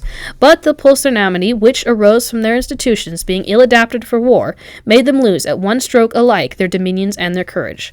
It will always happen thus to any state governed as was theirs, for this arrogance in prosperity and dejection in adversity is due to the way you behave and to the education you have received, which, if it be feeble and futile, makes you the same, and if it be of the other kind, makes you another sort of person, i.e., makes you know the world better and so be less exhilarated in good times, and less depressed in bad. And what I say of the individual here may also be said of those many who live together in the one and the same republic, for they are fashioned to the same state of perfection as characterizes all that republic's mode of life. Though I have said elsewhere that the security of all states is based on good military discipline, and that where it does not exist, there can neither be good laws nor anything else that is good, to repeat this does not seem to me superfluous, for the need for this discipline is apparent on every page in Livy's history, where one sees that the soldiery cannot be good unless they are in training, and that it is impossible to train them unless they are your own subjects.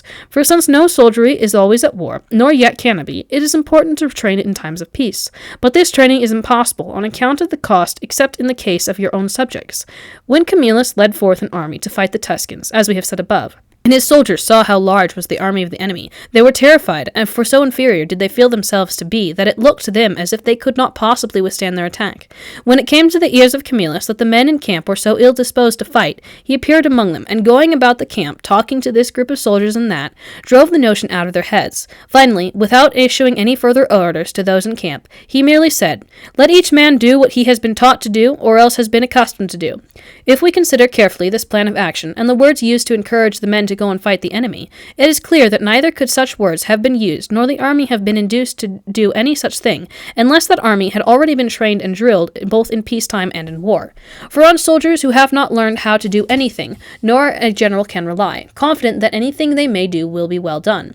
Even should a second Hannibal command such troops, he would in that case go under, for since during a battle a general cannot be everywhere, he will inevitably meet with disaster, unless he has so drilled every unit that it has imbibed his spirit and is well acquainted with his practice and mode of procedure.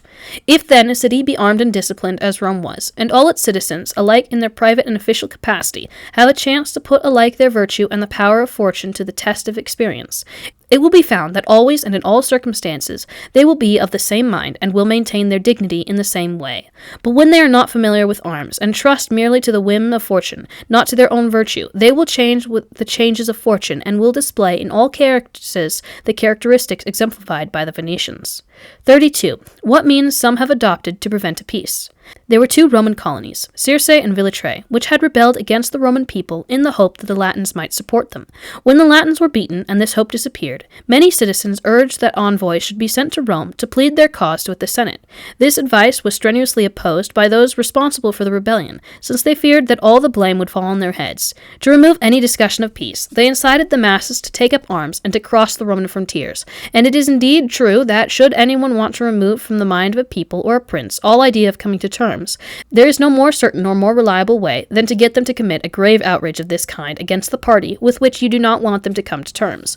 For in all such cases, the fear of the punishment which the offender will think his fault merits will keep him away from the other. After the first war the Carthaginians had with the Romans, the troops which had been employed by the Carthaginians during the war in Sicily and Sardinia went to Africa when peace had been declared, where, being dissatisfied with their pay, they induced the troops to revolt against the Carthaginians, appointed two of themselves as commanders, Matho and Spendius, seized a considerable number of Carthaginian towns, and sacked many of them. The Carthaginians, desiring at first to try other expedients in preference to war, sent to them one of their citizens, Hasdrubal, as ambassador, for they thought he would have some influence with them, since formerly he had been their general. When the latter arrived, Spendius and Matho determined to deprive all the soldiers of any hope of ever coming to terms with the Carthaginians, that thus they might be forced to fight. So they persuaded them that the best thing to do was to kill Hasdrubal together with all the Carthaginian citizens, who were with them as their prisoners. In consequence, they not only killed them, but first inflicted on them all manners of tortures, and to this outrage added an edict to the effect that all Carthaginians would be killed in the same way, should they happen to take them. This edict and the enforcement of it made that army cruel and steadfast in its opposition to the Carthaginians. 33. To win a battle, it is essential to inspire the army with the confidence both in itself and in its general. If an army is to win the day, it is essential to give it confidence, so as to make it feel sure that it must win, whatever happens. The conditions on which such confidence depends are that the troops should be well armed, well disciplined, and well acquainted with each other. Nor can there be this confidence or this discipline unless among soldiers who are native of the same country and have lived together. It is important, too, that the general should be so esteemed for his qualities that the men have confidence in him, and this they will always do when they see that he is always on the alert, is solicitous and courageous, and that he knows well how to uphold the dignity of his position and to maintain his reputation, which he can always do if he punishes men for their mistakes, does not impose on them unnecessary burdens, keeps the promises he has made them, and points out how easy it is to win, concealing or making light of things which, when viewed from afar, might suggest danger. Such things, when duly observed, are the principal causes of an army's morale, and, through its morale, of its victory. The Romans used to inspire their armies with this confidence by means of religion. Hence it came about that they used auguries and auspices in appointing consuls, in enrolling troops, and when their armies were setting forth or were about to join battle. And if he had omitted any of these things, a good and wise general would never undertake any action of moment, since he had thought he might easily lose unless his troops had first been assured that the gods were on their side.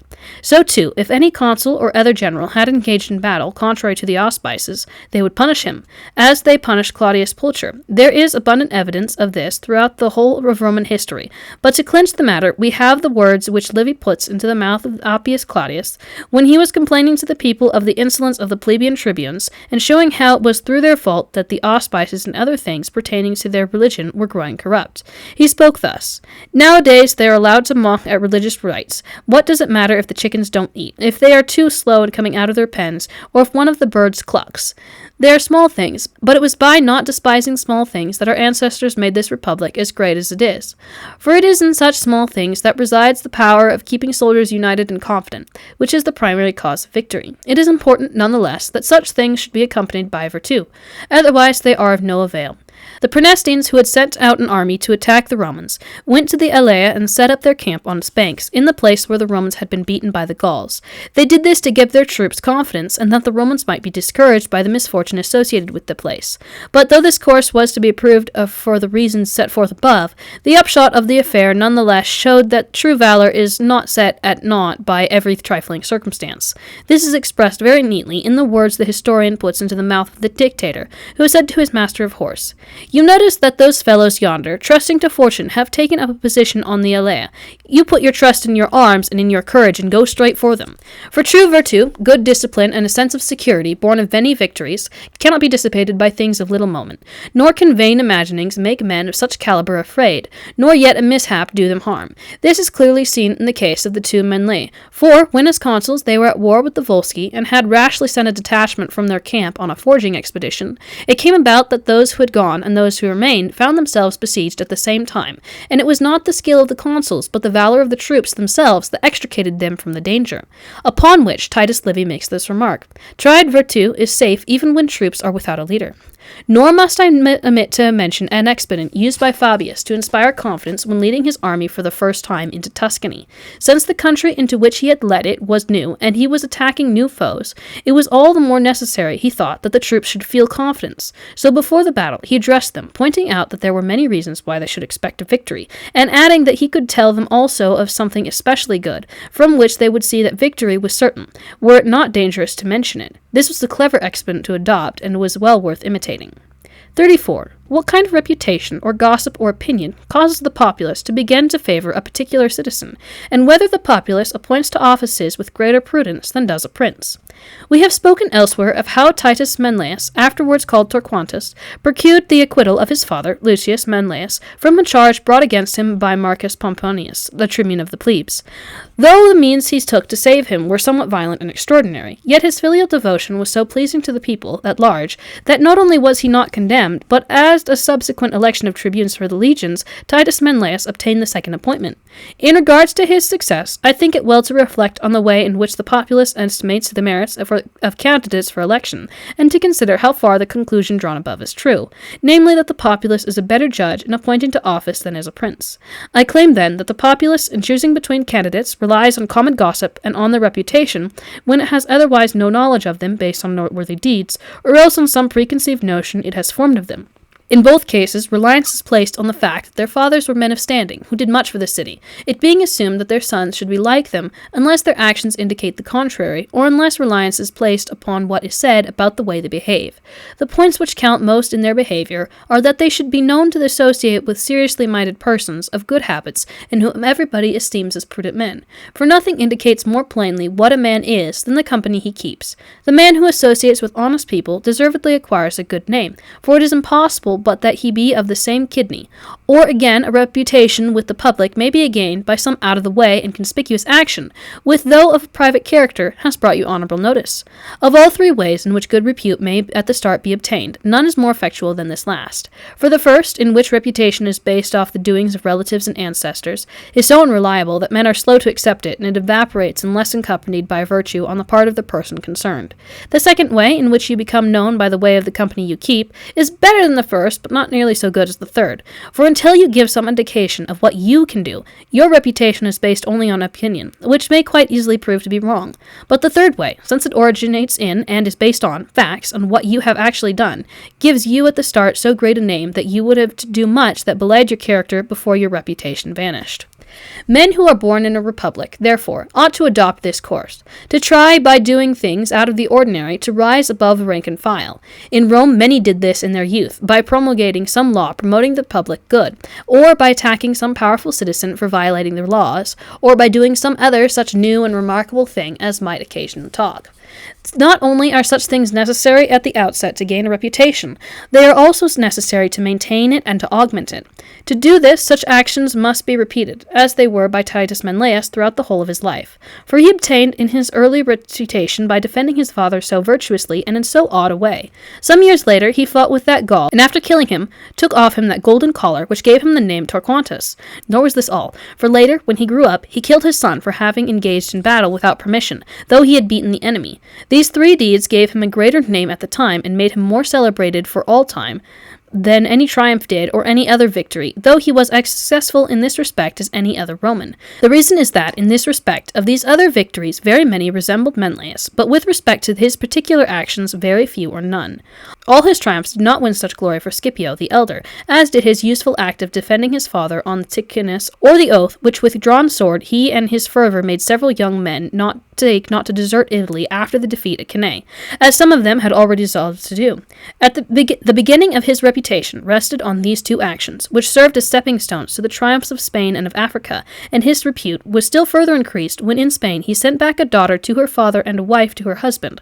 This kind of conduct is not only necessary to such citizens as desire to acquire fame with a view of obtaining positions of honor in their republic, it is also necessary to princes who wish to keep up their reputation in a principality, for nothing makes a prince so esteemed as when by some singular deed or saying bearing on the common good he sets himself a striking example which shows his lordship to be either magnanimous or liberal or just, and which is such that it can be circulated in the form of a proverb among his subjects. But to return to the point first mentioned in this discourse, I maintain that when the populace first assigns some office to one of its citizens, their choice has not a bad basis if it rests on the three grounds aforesaid, but it has a better one if numerous instances of good conduct have made the person noteworthy, for in that case it is hardly ever possible to make a mistake. I am speaking only of those offices which are given to men early on, before definite experience has been gained as to their character, or they have done something which has changed it for the worse. And here, in regard to forming a false opinion, or judging as to the likelihood of deterioration, the populace always makes fewer mistakes than do princes. Yet, because it is possible for the populace to be deceived in regard to a man's fame, or repute, or actions, esteeming them to be greater than they are, a mistake that a prince does not make, since he should be told of them and warned by his advisers, and so that a populace may also not lack such counsel, good legislators in founding republics have provided decided that, when an appointment has to be made to the higher offices in the city, to which it would be dangerous to appoint incompetent men, and when it looks as if the popular fancy were inclined to appoint an incompetent person, it shall be lawful and indeed glorious for any citizen to broadcast the candidate's defects, so that the people, knowing them, may be better advised. That this was the custom in Rome, the speech of Fabius Maximus attests. He delivered it before the people during the Second Punic War, when there was question of appointing consuls, and Titus Ostasius was a prime favorite for the post. Fabius thought him not the man to hold the consulate in those times, spoke against him, and pointed out his incompetence with such effect that he kept him out of it, and induced the populace to favor one who deserved it more. In appointing to offices, therefore, the populace judges according to the best advice available, better substantiated, and, where it can get advice as a prince can, it makes fewer mistakes than it does a prince. So the citizen who contemplates winning popular favor should make sure of it by doing something remarkable, as Titus Manlius did. 35. What dangers are run by one who takes the lead in advising some course of action, and how much greater are the dangers incurred when the course of action is unusual. How dangerous it is to take the lead in a new enterprise in which many may be concerned, and how difficult it is to handle and direct it, and at once direct it on its way, to keep it going. It would be too long and too deep a topic for us to discuss here. Reserving it, therefore, for a more convenient place, I shall here speak only of the dangers incurred by citizens, or by those advising a prince to take the lead in some grave and important matter, in such a way that for the whole of this advice they may be held responsible. For men judge of actions by the result. Hence for all the ill that results from an enterprise, the man who advised it is blamed, and, should the result be good, commended, but the reward by no means outweighs the same as the loss. The present Sultan, Selim, called the Great Turk, had, according to those who have lately returned from his dominions, made preparations to invade Syria and Egypt, when he was strongly advised by one of his pashas, whom he had posted on the frontiers of Persia, to attack the Sophie. Acting on this advice, he set forth on the enterprise with a very large force. On reaching the broad expanse of open country where there were many deserts but few streams, he found himself in the very difficulty that had proved fatal to many a Roman army, so much so that though he was victorious in the war, he lost through famine and pestilence the greater part of his troops. Hence he was angry with the person who had advised him, and put him to death. We read of many citizens who, having promoted some undertaking that turned out badly, were sent into exile. It was owing to some Roman citizen who took the lead that the plebeian council was first appointed in Rome. It then happened that the first time he led forth the armies he was beaten. Consequently, those who advised the appointment would have been in trouble, had they not been protected by the party in whose interest the appointment had been made. The advisers of a republic and the counselors of a prince are undoubtedly in a difficult position, for unless they recommend a course which in their honest opinion will prove advantageous to that city or to a prince regardless of their consequences, they fail to fulfill the duties of their office, while if they recommend it, they are risking their lives and endangering their position, since all men in such matters are blind and judge advice to be good or bad according to its results. Nor do I see any way of avoiding either the infamy or the danger other than by putting the case with moderation instead of assuming responsibility for it, and by stating one's views dispassionately and defending them alike dispassionately and modestly, so that, if the city or the prince accepts your advice, he does so of his own accord, and will not seem to have been driven to it by your importunity. If you act thus, it is unreasonable for a prince or a people to wish you ill on account of your advice, since it has not been adopted against the will of the majority. Danger is incurred only when many have opposed you, and the result being unfortunate, they combine to bring about your downfall. And though in the case we have taken, there is lacking the glory which comes to the man who is in opposition to the many, alone advocates a certain course, which turns out well, it has two advantages. First, it does not entail danger. Secondly, if you tender your advice with modesty, and the opposition prevents its adoption, and owing to someone else's advice being adopted, disaster follows, you will acquire very great glory. And though you cannot rejoice in the glory that comes from disasters which befall your city or your prince, it at any rate counts for something. I do not think any further recommendation can be made on this point, for if one recommend men to be silent and not to express their views, this would be no use to the republic or to their prince, nor would danger thereby be eliminated, for before long they would become suspect, and that might happen which happened to some friends of Perseus, king of Macedonia. He had been defeated by Paulus Emilus, and had escaped with a few of his friends. While they were reviewing what had taken place, it had been that one of them began to tell Perseus of the many mistakes he had made, and how they had been the cause of his undoing. At which Perseus was so annoyed that he said, "Traitor, for you have delayed until now to speak of what I cannot undo." On saying which he killed him with his own hands. Thus was a man punished for keeping silent when he ought to have spoken, and for speaking when he ought to have been silent, so that he didn't avoid danger by not giving his advice. Hence it is best, I think, to keep to and to act on the lines laid down above. Discourses 36 through 39. Advice to generals in the field. 36. Reasons why the French have been, and still are, looked upon in the beginning of a battle as more than men, and afterwards as less than women. The ardour of the Gaul who challenged any Roman on the banks of the river Anneau to single combat, which led to a fight between him and Titus Menelaus, reminds me of what Titus Livy says several times of the Gauls, namely that in the beginning of a battle they are more than men, but in the fighting that follows they turn out worse than women. As to how this comes about, many think that nature has made them so, which is no doubt true, but it does not follow from this that the nature which makes them ardent at the start could not be so regulated by rules as to keep them ardent right up to the end. In proof of this, let me point out that armies are of 3 types. In the first, there is both ardor and order. Now, order promotes both ardor and virtue, as it did in the case of the Romans. For during the whole course of their history, one finds that there was good order in their armies, which military discipline of long standing had introduced.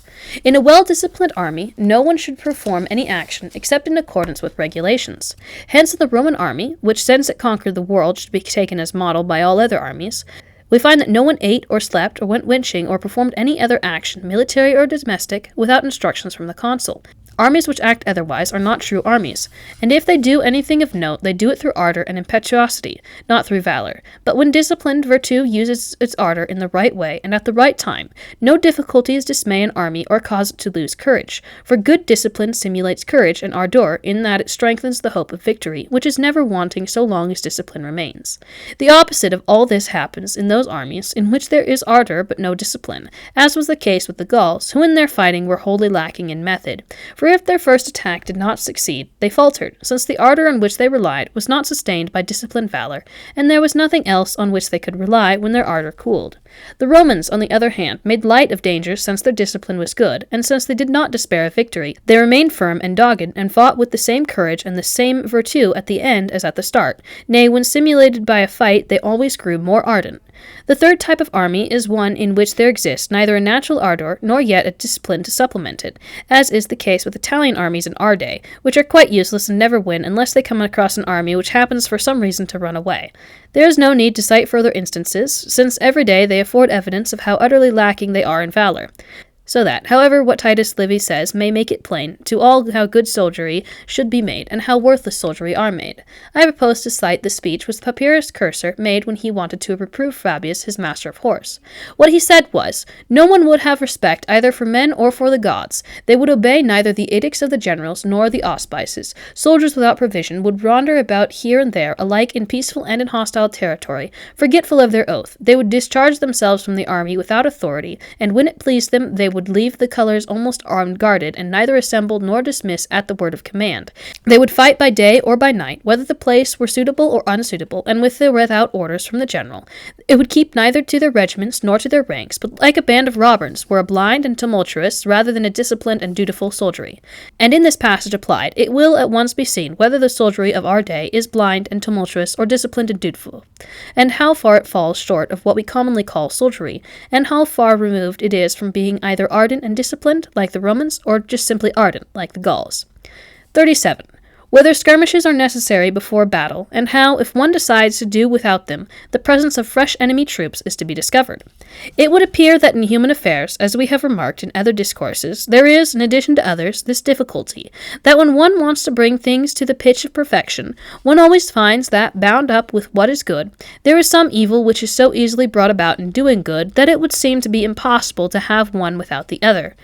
This is the case in everything that man does, and it is because of that the good is with difficulty attained, unless you are so aided by fortune that fortune itself eliminates this normal and natural inconvenience.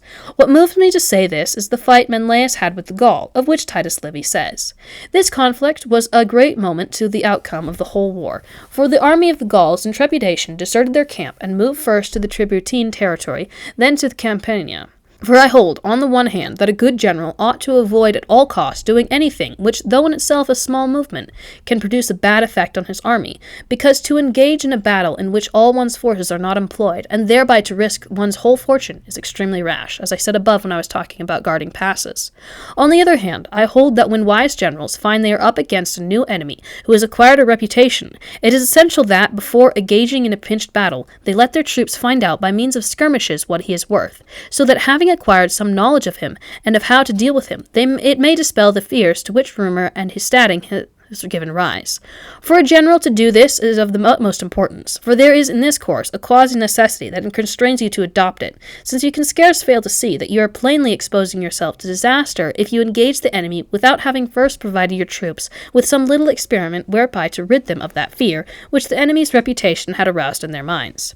Valerius Corvinus was in command of the armies which the Romans had dispatched to deal with the Samnites, new enemies of whose fighting capacities the Romans had thus far had no experience in actual combat one with the other.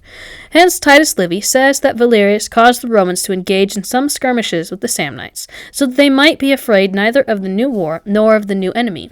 Nonetheless, there is a very great danger that, if your soldiers get the worst of the skirmishing, it will increase their fear and their cowardice, and so will produce the opposite effects that you had in mind, i.e., you will have alarmed them, whereas you would wanted to make them feel safe. So that this is just one of those things in which evil is so closely associated with good, and so bound up are they one with the other, that it may easily happen that he who thinks he will get one gets the other. In regard then to this, I maintain that a good general should take every precaution to prevent the occurrence of any untoward event likely to diminish the courage of his army. But to begin by losing is just the thing that is likely to diminish its courage. Hence he should act cautiously in regard to skirmishes, and should not permit them unless he has a great advantage and feels sure he will be victorious. Nor should he attempt to guard passes where he cannot bring the whole of his army into operation. Nor yet should he defend towns unless their loss will inevitably entail his ruin. And if he does defend them, he should arrange for his army to cooperate with the garrisons in repelling an attack, so that in dealing with the siege all his forces may be brought into play. Otherwise, he should leave the town undefended, for in losing what may be abandoned, provided his army is still intact, he will not in such a case lose either his reputation in the war or the hope of winning it. But when you lose what you have planned to defend, and everybody knows that you are defending it, the loss is serious and may be disastrous. In fact, you may, like the Gauls, on account of something of small movement, have lost the war. Philip of Macedon, the father of Perseus, a soldier of high standing in his day, when attacked by the Romans, abandoned and laid waste to a large part of his country, which he judged it impossible to defend, for, being a prudent man, he thought it more disastrous to lose his reputation by failing to defend what he had set out to defend, than to let it fall into the hands of the enemy as if it were a thing that he did not mind losing. When, after the defeat at Cannae, the affairs of the Romans were in a bad way, they declined to help many of their dependents and subjects, bidding them defend themselves as best they could. Such courses are much better than taking up the defense of allies than letting them down, for in that case one loses both one's allies and one's forces, but in the other the allies alone are lost. But to return to skirmishing, I maintain that if a general is absolutely compelled to have recourse to skirmishes because his enemy is a new one, he should only undertake them when he has so considerable advantage that there will be no danger of his losing thereby. He should otherwise, and it is the better course, to do as Marius did when he went to fight the Cimbri, a fierce tribe which had come to prey upon Italy, and which he was approaching with considerable trepidation owing to their ferocity and their numbers, and because they had already defeated a Roman army. Judging it necessary, before engaging in battle, to do something which would dispel the panic into which fear of the enemy had thrown his army, like a prudent general, he more than once stationed his army in a position near to which the army of Cimbri must pass, with the intention that from behind the fortifications of their camp, his troops should look at and accustom their eyes to the enemy's appearance, so that when they saw what a disorderly crowd they were, encumbered with baggage, their arms useless, and some without arms, they might be reassured and become eager for the fight. This course so wisely adopted by Marius, others should diligently imitate, so as not to incur the dangers I have described above, and not to have to act as the Gauls did, who, in trepidation on account of an event of small moment, moved first into the Tributine territory and then into Campania. Since we have in this course mentioned Valerius Corvinus, I propose in the next chapter to use his speech to show how a general should behave. 38. What ought to be done by a general so that his army may have confidence in him? Valerius Corvinus, as we have said above, had gone with the army to fight the Samnites, enemies new to the Roman people. So, to give his troops assurance and some acquaintance with his foe, he caused them to make a few skirmishes, and since this was not enough, he decided to address them before the battle, and to point out as forcefully as he could how little esteem they should have for such a foe, appealing in his speech alike to the valor of his soldiers and to his own. From the speech which Livy makes him deliver, one may learn how a general should act if his army is to have confidence in him. What he says is this: look at the man under whose leadership and auspices you are going to fight. Ask yourself whether the person to whom you are about to listen to is but a brilliant orator, valiant in words, but inexperienced in military matters, or whether he knows how to handle weapons, to advance before the colors, and to plunge right into the thick of the fight. I want you, my good man, to go by my actions, not by my words, and to look to me not merely for orders, but for an example, for with this my right hand I have as a consul thrice won the highest praise.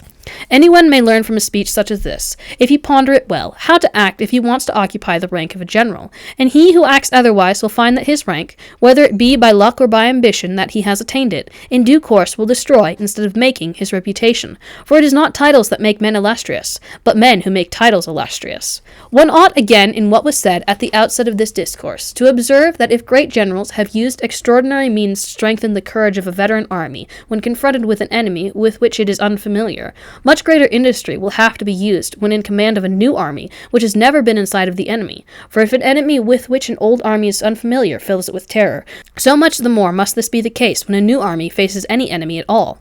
Actually, however, one finds that all these difficulties are usually overcome by good generals with consummate prudence, as they were overcome by Gracchus the Roman, and by Epaminondas the Theban, of whom we have spoken on other occasions. For with new armies they defeated veteran armies with plenty of experience. The methods they adopted were to exercise the troops for several months, and to accustom them to obey orders by means of sham fights, after which they had so much confidence in them that they took them to a real fight.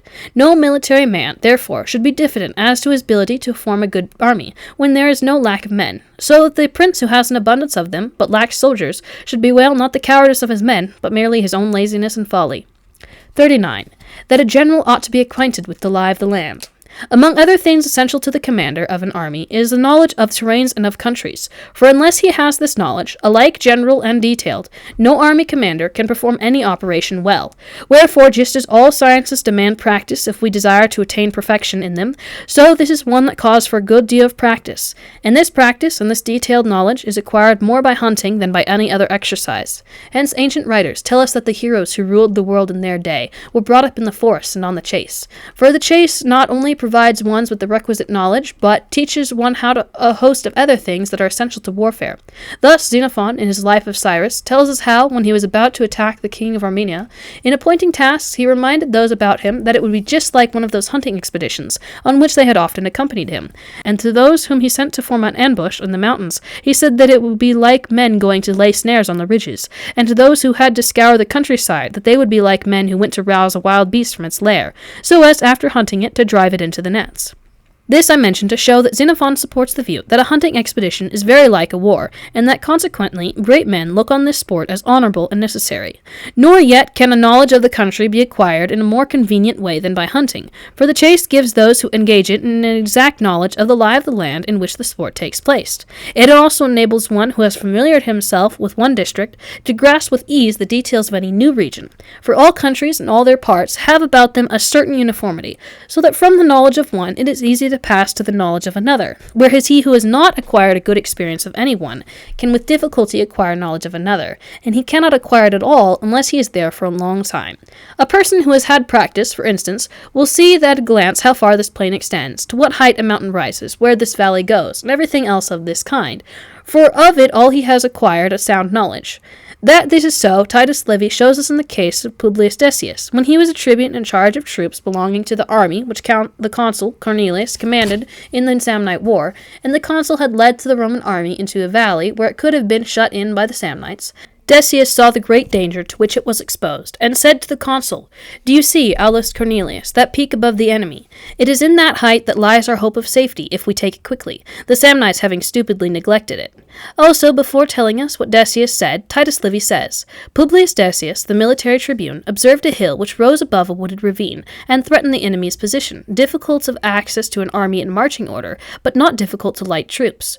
Whereupon he was sent there by the consul with 3,000 soldiers, and so saved the Roman army. Then, when night came on, and he was thinking of departing so as to save both himself and his troops, Livy makes him use these words, 'Come with me while the light holds, and let us reconnoitre to the places in which the enemy has placed guards, to see whether there is any way out.' All of which he carried out, clad in a small military cloak, lest the enemy should notice an officer wandering about.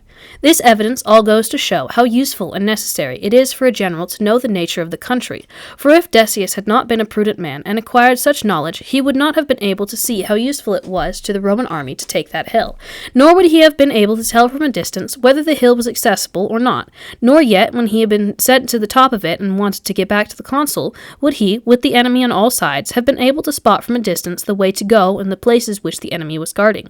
One is bound, then, to infer that Decius had such expert secret knowledge, and that it was this that enabled him to save the Roman army by taking the hill, and afterwards, when he was surrounded there, to discover a route whereby both he and the troops that were with him could reach safety. Discourses 40 through 42. Salus Pompuli Suprema Lex. 40. That it is a glorious thing to use fraud in the conduct of a war. Although to use fraud in any action is detestable, yet in the conduct of a war it is praiseworthy and glorious, and a man who uses fraud to overcome his enemy is praised, just as much as he who overcomes his enemy by force. This is seen in the judgment pronounced on great men by biographers, who praise Hannibal and others well known for this kind of behavior. Of this one comes across so many examples that I shall not cite any. I will say but this: I do not mean that fraud which involves breaking your word, or the contracts you have made, is glorious, for although on occasion it may win you a state or a kingdom, as has been said in an earlier discourse, it will never bring you glory. I am speaking of fraud used in dealing with an enemy who has not kept faith with you, i.e., of the fraud which is involved in the conduct of war, such as that when Hannibal used when at the Perugian lake he pretended flight in order to entrap the consul and the Roman army, and when to escape from the hands of Fabius Maximus he lit up the horns of a herd of cattle. To this class of fraud belongs that which was practiced by Pontius, the general of the Samnites, that he might entrap the Roman army in the Caudian forks. Having paced his army up against the mountains, he sent some of his soldiers, dressed as shepherds, with a flock of sheep across the plain. They were captured by the Romans, who asked where the Samnite army was. All agreed in saying what Pontius had told them to say, i.e., that it had gone to lay siege to Narcera. The credence given by the consuls to this report led to their being caught between the Caudian cliffs, where, when they got there, they were at once hemmed in by the Samnites. This victory, which Pontius gained by fraud, would have redounded greatly to his credit had he followed his father's advice, which was that he should either let the Romans go scot-free, or should slaughter them all, and that he should not take the middle course, which neither makes you friends nor removes your enemies. And this middle course has always been harmful in the affairs of state, as I have already pointed out in another discourse. 41. That one's country should be defended, whether it entail ignominy or glory, and that it is good to defend it in any way whatsoever. The consul and the Roman army were surrounded by the Samnites, as has just been said. The Samnites had imposed on the Romans ignominious conditions. They were to pass under the yoke and to be sent back to Rome without their arms and equipment. At this, the consuls being astonished, and the whole army being in despair, Lucius Lentulus, the Roman legate, told them that it did not seem to him that they should reject any alternative in order to save their country, for since the survival of Rome depended on the very survival of this very army, it should be saved in any way that offered, and that it is good to defend one's country in whatever way it be done, whether it entail ignominy or glory, for if this army was saved, Rome might in time wipe out the ignominy, but that if it were not saved, and even if it should die gloriously, Rome and its freedom would be lost. So Lentulus' advice was followed. This counsel merits the attention of, and ought to be observed by, every citizen who has had to give advice to his country. For when the safety of one's country wholly depends on the decision to be taken, no attention should be paid either to justice or injustice, to kindness or cruelty, or to its being praiseworthy or ignominious. On the contrary, every other consideration being set aside, that alternative should be wholeheartedly adopted which will save the life and preserve the freedom of one's country. This is the course the French adopt, both in what they say and in what they do, in order to defend the majesty of their king or the power of their kingdom, for no voice is heard with greater impatience than the one that should say, such an alternative it would be ignominious for a king to adopt. No decision the king makes can be shameful, they say, whether it leads to the good or to adverse fortune, for whether he wins or loses is entirely his business, they claim. 42. That promises extracted by force ought not to be kept. When, with an army that has been stripped of its arms and has suffered such ignominious retreatment, the consuls returned to Rome, the first person to speak in the Senate said that the peace made at Caudium ought not to be observed. This was the consul Spurius Postumius. He said that the Roman people were not bound by it, but that he and the others who had promised peace were bound by it. Hence, if the people wanted to be free from any obligation, they had sent him and all those who had made the promise back to the Samnites as prisoners. He defended this view with such tenacity that the Senate yielded, sent him and the others as prisoners to the Samnium, and protested to the Samnites that the peace was invalid. Fortune favored Postumius in this case, for the Samnites did not keep him, and on his return to Rome he gained more glory in the eyes of the Romans by having surrendered than Pontius gained in the eyes of the Samnites by his victory. Two things here should be noted. One is that glory can be gained by either kind of action, for it is acquired by victory in the ordinary course, and in defeat it is acquired if you can either show that the defeat was not your fault, or can at once perform some virtuous action which cancels it out. The other is that it is not shameful to fail to keep a promise which you you have been forced to make. Forced promises affecting the public will, in fact, always be broken when the force in question is removed, and this without shame to those who break them. Everywhere in history one comes across examples of this of one kind or another, and everyone is aware that it happens also at the present day. And not only are forced promises not observed by princes when the force in question is no longer operative, but we also find that all other promises are broken when the reasons which cause such promises to be made no longer hold good. Whether this is praiseworthy or not, and whether a prince should or should not behave in this way, we have discussed at length in our treatise on the prince. Here, therefore, nothing will be said about it. Discourses 43 through 48. Further reflections based on the Samnite Wars. 43. That men who are born in the same country display throughout the ages much the same characteristics. Prudent men are wont to say, and this is not rashly or without good ground, that he who would foresee what has to be should reflect on what has been. For everything that happens in the world at any time has a genuine resemblance to what happened in ancient times. This is due to the fact that the agents who bring such things about are men, and that men have and always have had the same passions, which it necessarily comes about that the same effects are produced. It is true that men's deeds are sometimes more virtuous in this country than in that, and in that than in some other, according to the type of education from which their inhabitants have derived their mode of life. Knowledge of the future based on the past is also facilitated when we find a nation which for a long time has had the same customs, which has been, for instance, consistently grasping or consistently deceitful, or which has had any other such vice or virtue. Thus, whoever studies the past history of this our city of Florence, and compares what happened then with what has happened in quite recent times, will find the German and French peoples imbued with avarice, pride, ferocity, and unreliability. For all these four characteristics of theirs have at different times done much harm to our city. In regard to untrustworthiness, for instance, everybody knows how often money was given to King Charles VIII, and how he promised to restore the fortresses of Pisa, and never did so, whereby this king displayed alike his untrustworthiness and no small avarice. But let us pass over these recent events. Everybody will have heard of what happened in the war which the Florentines waged against the Visconti, Dukes of Milan. Since the Florentines had no other expedient available, they considered bringing the emperor into Italy, that his standing and his forces might be of avail in the attack on Lombardy. The emperor promised to come with a strong army to join them in their war with the Visconti, and to protect Florence against that power, on condition that the Florentines gave him 100,000 ducats on his starting out, and another 100,000 when he should arrive in Italy, to which terms the Florentines agreed. Having been paid the first installment, and then the second, when he got to Verona he turned back without doing anything, pleading that he was held up by those who had not fulfilled their agreements he had made with them, so that, had Florence neither been driven to it by necessity, nor overcome by passion, but had read about and become acquainted with the habits of barbarians in ancient times, she would not have been misled by them on this occasion, and on many others, since they have always been the same, and have behaved everywhere and to everybody the same way.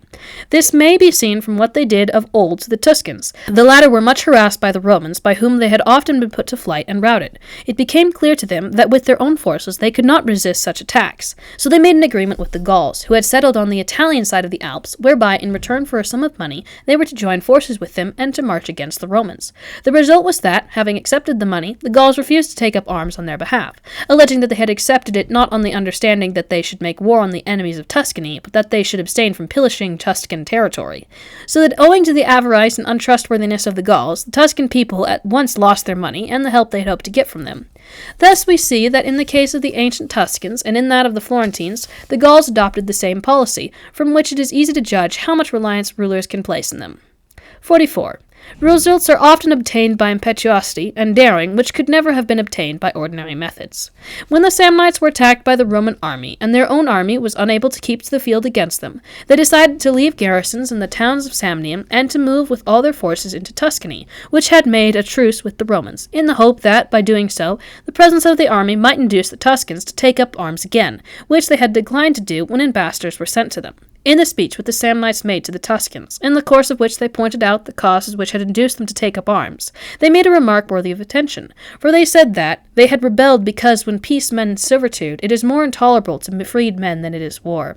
And thus, partly by argument and partly owing to the presence of their army, they induced the Tuscans again to take up arms. Here it is to be noted that if one ruler desires to get something from another, he should, when circumstances permit, not give him time for consideration, but should act in such a way that he will see the need of a prompt decision, which he will do if he sees that to refuse what is asked or to postpone the matter will at once arouse resentment that may be dangerous. We find that such means have been effectively employed in our own times by Pope Julius in his dealings with the French, and by Monsieur Defoe, the French king's general, in dealing with the Marquis of Mantua.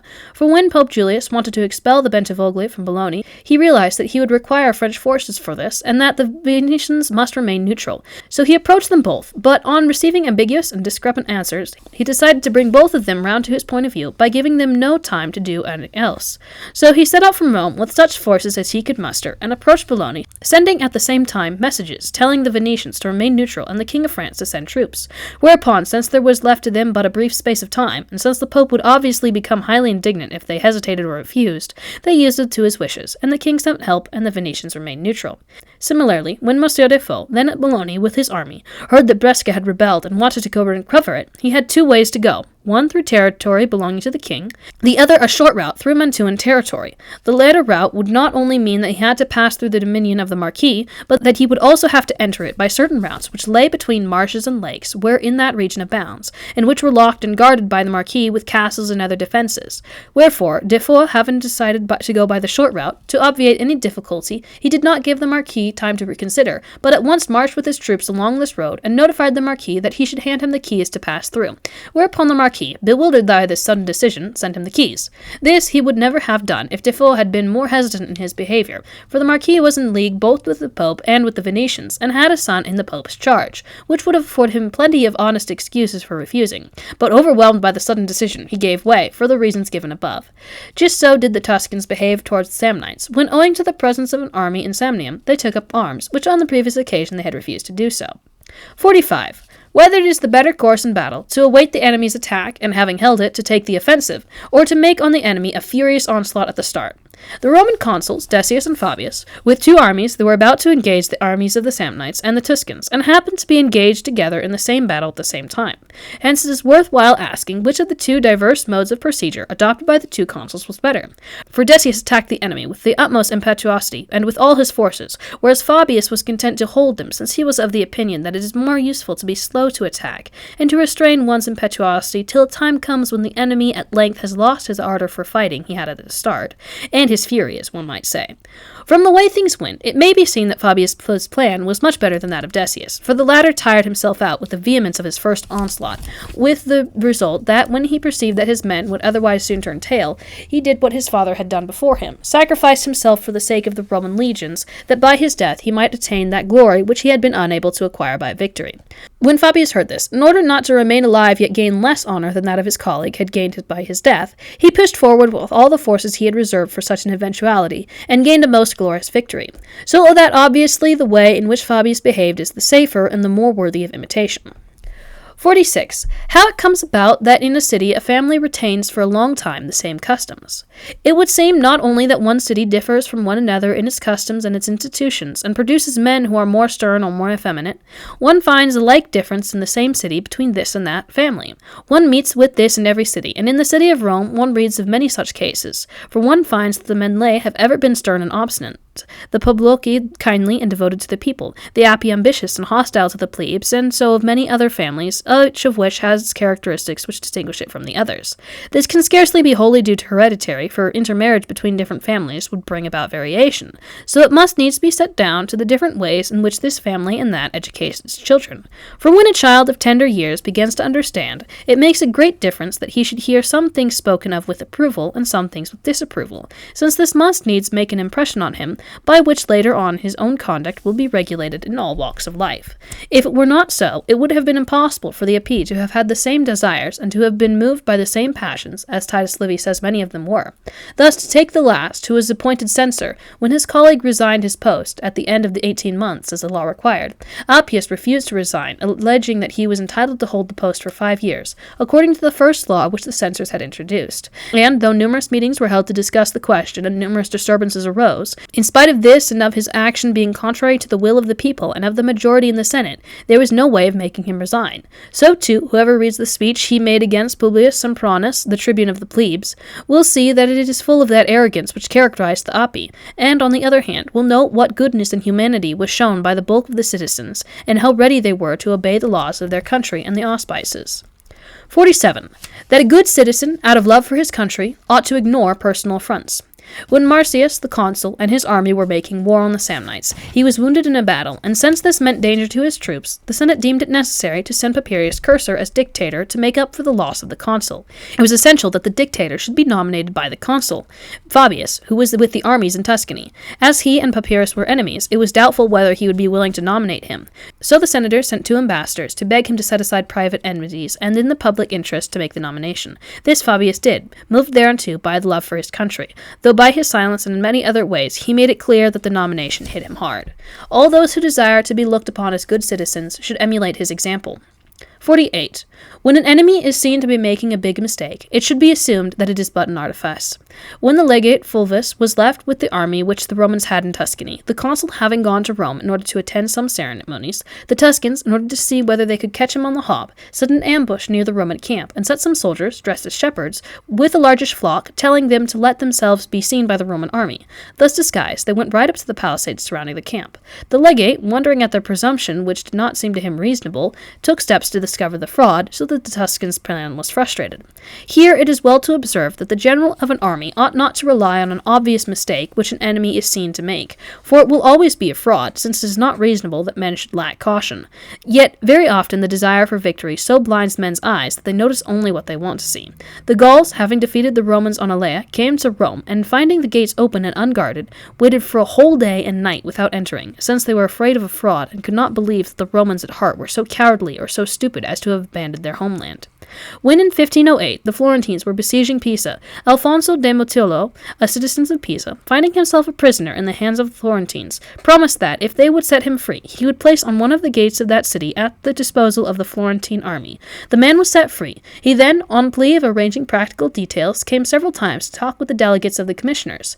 Nor did he come secretly, but openly, and in the company of Pisans, who he left outside while he was talking with the Florentines. From this it might have been conjectured that he had double dealing in mind, for if he had been acting in accordance with his promise, it was unreasonable that he should have acted so openly. But so determined were the Florentines to have Pisa, that, blinded by their desire for it, they went on his instructions to the Lucca gate, and left there, to their discredit, a number of officers and men owing to the double dealing of said Alfonso. The concluding chapter. The preservation of freedom in a republic. 49. A republic that would preserve its freedom ought daily to make fresh provisions to this end, and what Quintus Fabius did to earn for himself the title Maximus. As we have remarked several times, in every large city there inevitably occur unfortunate incidences which call for the physician, and the more important the incidents, the wiser should be the physician one looks for. If there was any city in which such incidents occurred, it was in Rome, where they were both curious and unexpected. For instance, on the occasion all the ladies of Rome had conspired to kill their husbands. Quite a number were found actually to have been poisoned, and for quite a number poison had been prepared. Another instance was the conspiracy of the Bacchanals, which was discovered during the Macedonian War. In it so many thousands of men and women were involved that if it had not been discovered, or if it had not actually been the custom of Rome to punish multitudes when they erred, it would have spelt danger for the city. For even if the greatness of that republic and its power of administration were not betokened in 1,000 other ways, it is to be seen in the nature of the punishment inflicted on the evildoer. Thus Rome did not hesitate to pronounce judicial sentences of death on a whole legion at a time, or on a city, not yet to banish 8,000 or 10,000 men, and yet to impose on them extraordinary conditions, which had to be observed not by one man alone, but by so many, as she did in the case of the soldiers who fought unsuccessfully at Cannae, and who were banished to Sicily, where they were forbidden to reside in towns and had to eat standing up. But of all her administrative acts, the most terrible was the practice of decimating an army, i.e., of choosing by lot every 10th man, and putting him to death. No more terrifying punishment than this could possibly be devised for the purpose of chastising a multitude, for when a great number of people have done wrong, and it is not clear who is responsible, it is impossible to punish them all, since there are too many of them, and to punish some and leave others unpunished would be unfair to those who are punished, and the unpunished would take heart and do wrong some other time. But by killing the 10th part, chosen by lot, when all are guilty, he who is punished bewails his lot, and he who is not punished is afraid to do wrong, lest on some other occasion the lot should not spare him. The poisoners and the Bacchanals, therefore, were punished for their sins as they deserved, and although maladies of this kind do great harm to a republic, they are not fatal, for there is generally time to correct them. But there is no time, as a rule, when they affect the state, and unless some wise man corrects them, the city is ruined. Owing to the generous way in which the Romans used to grant citizenship to foreigners, there came to be in Rome such a cosmopolitan crowd of newcomers that they began to play an important part in the voting, with the result that the government began to change and to depart from those ways, and from those men it had been accustomed to follow.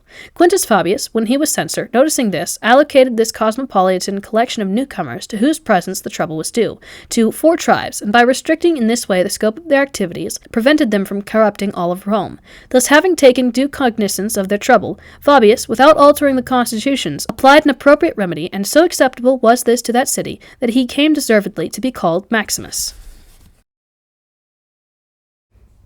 And that's the end.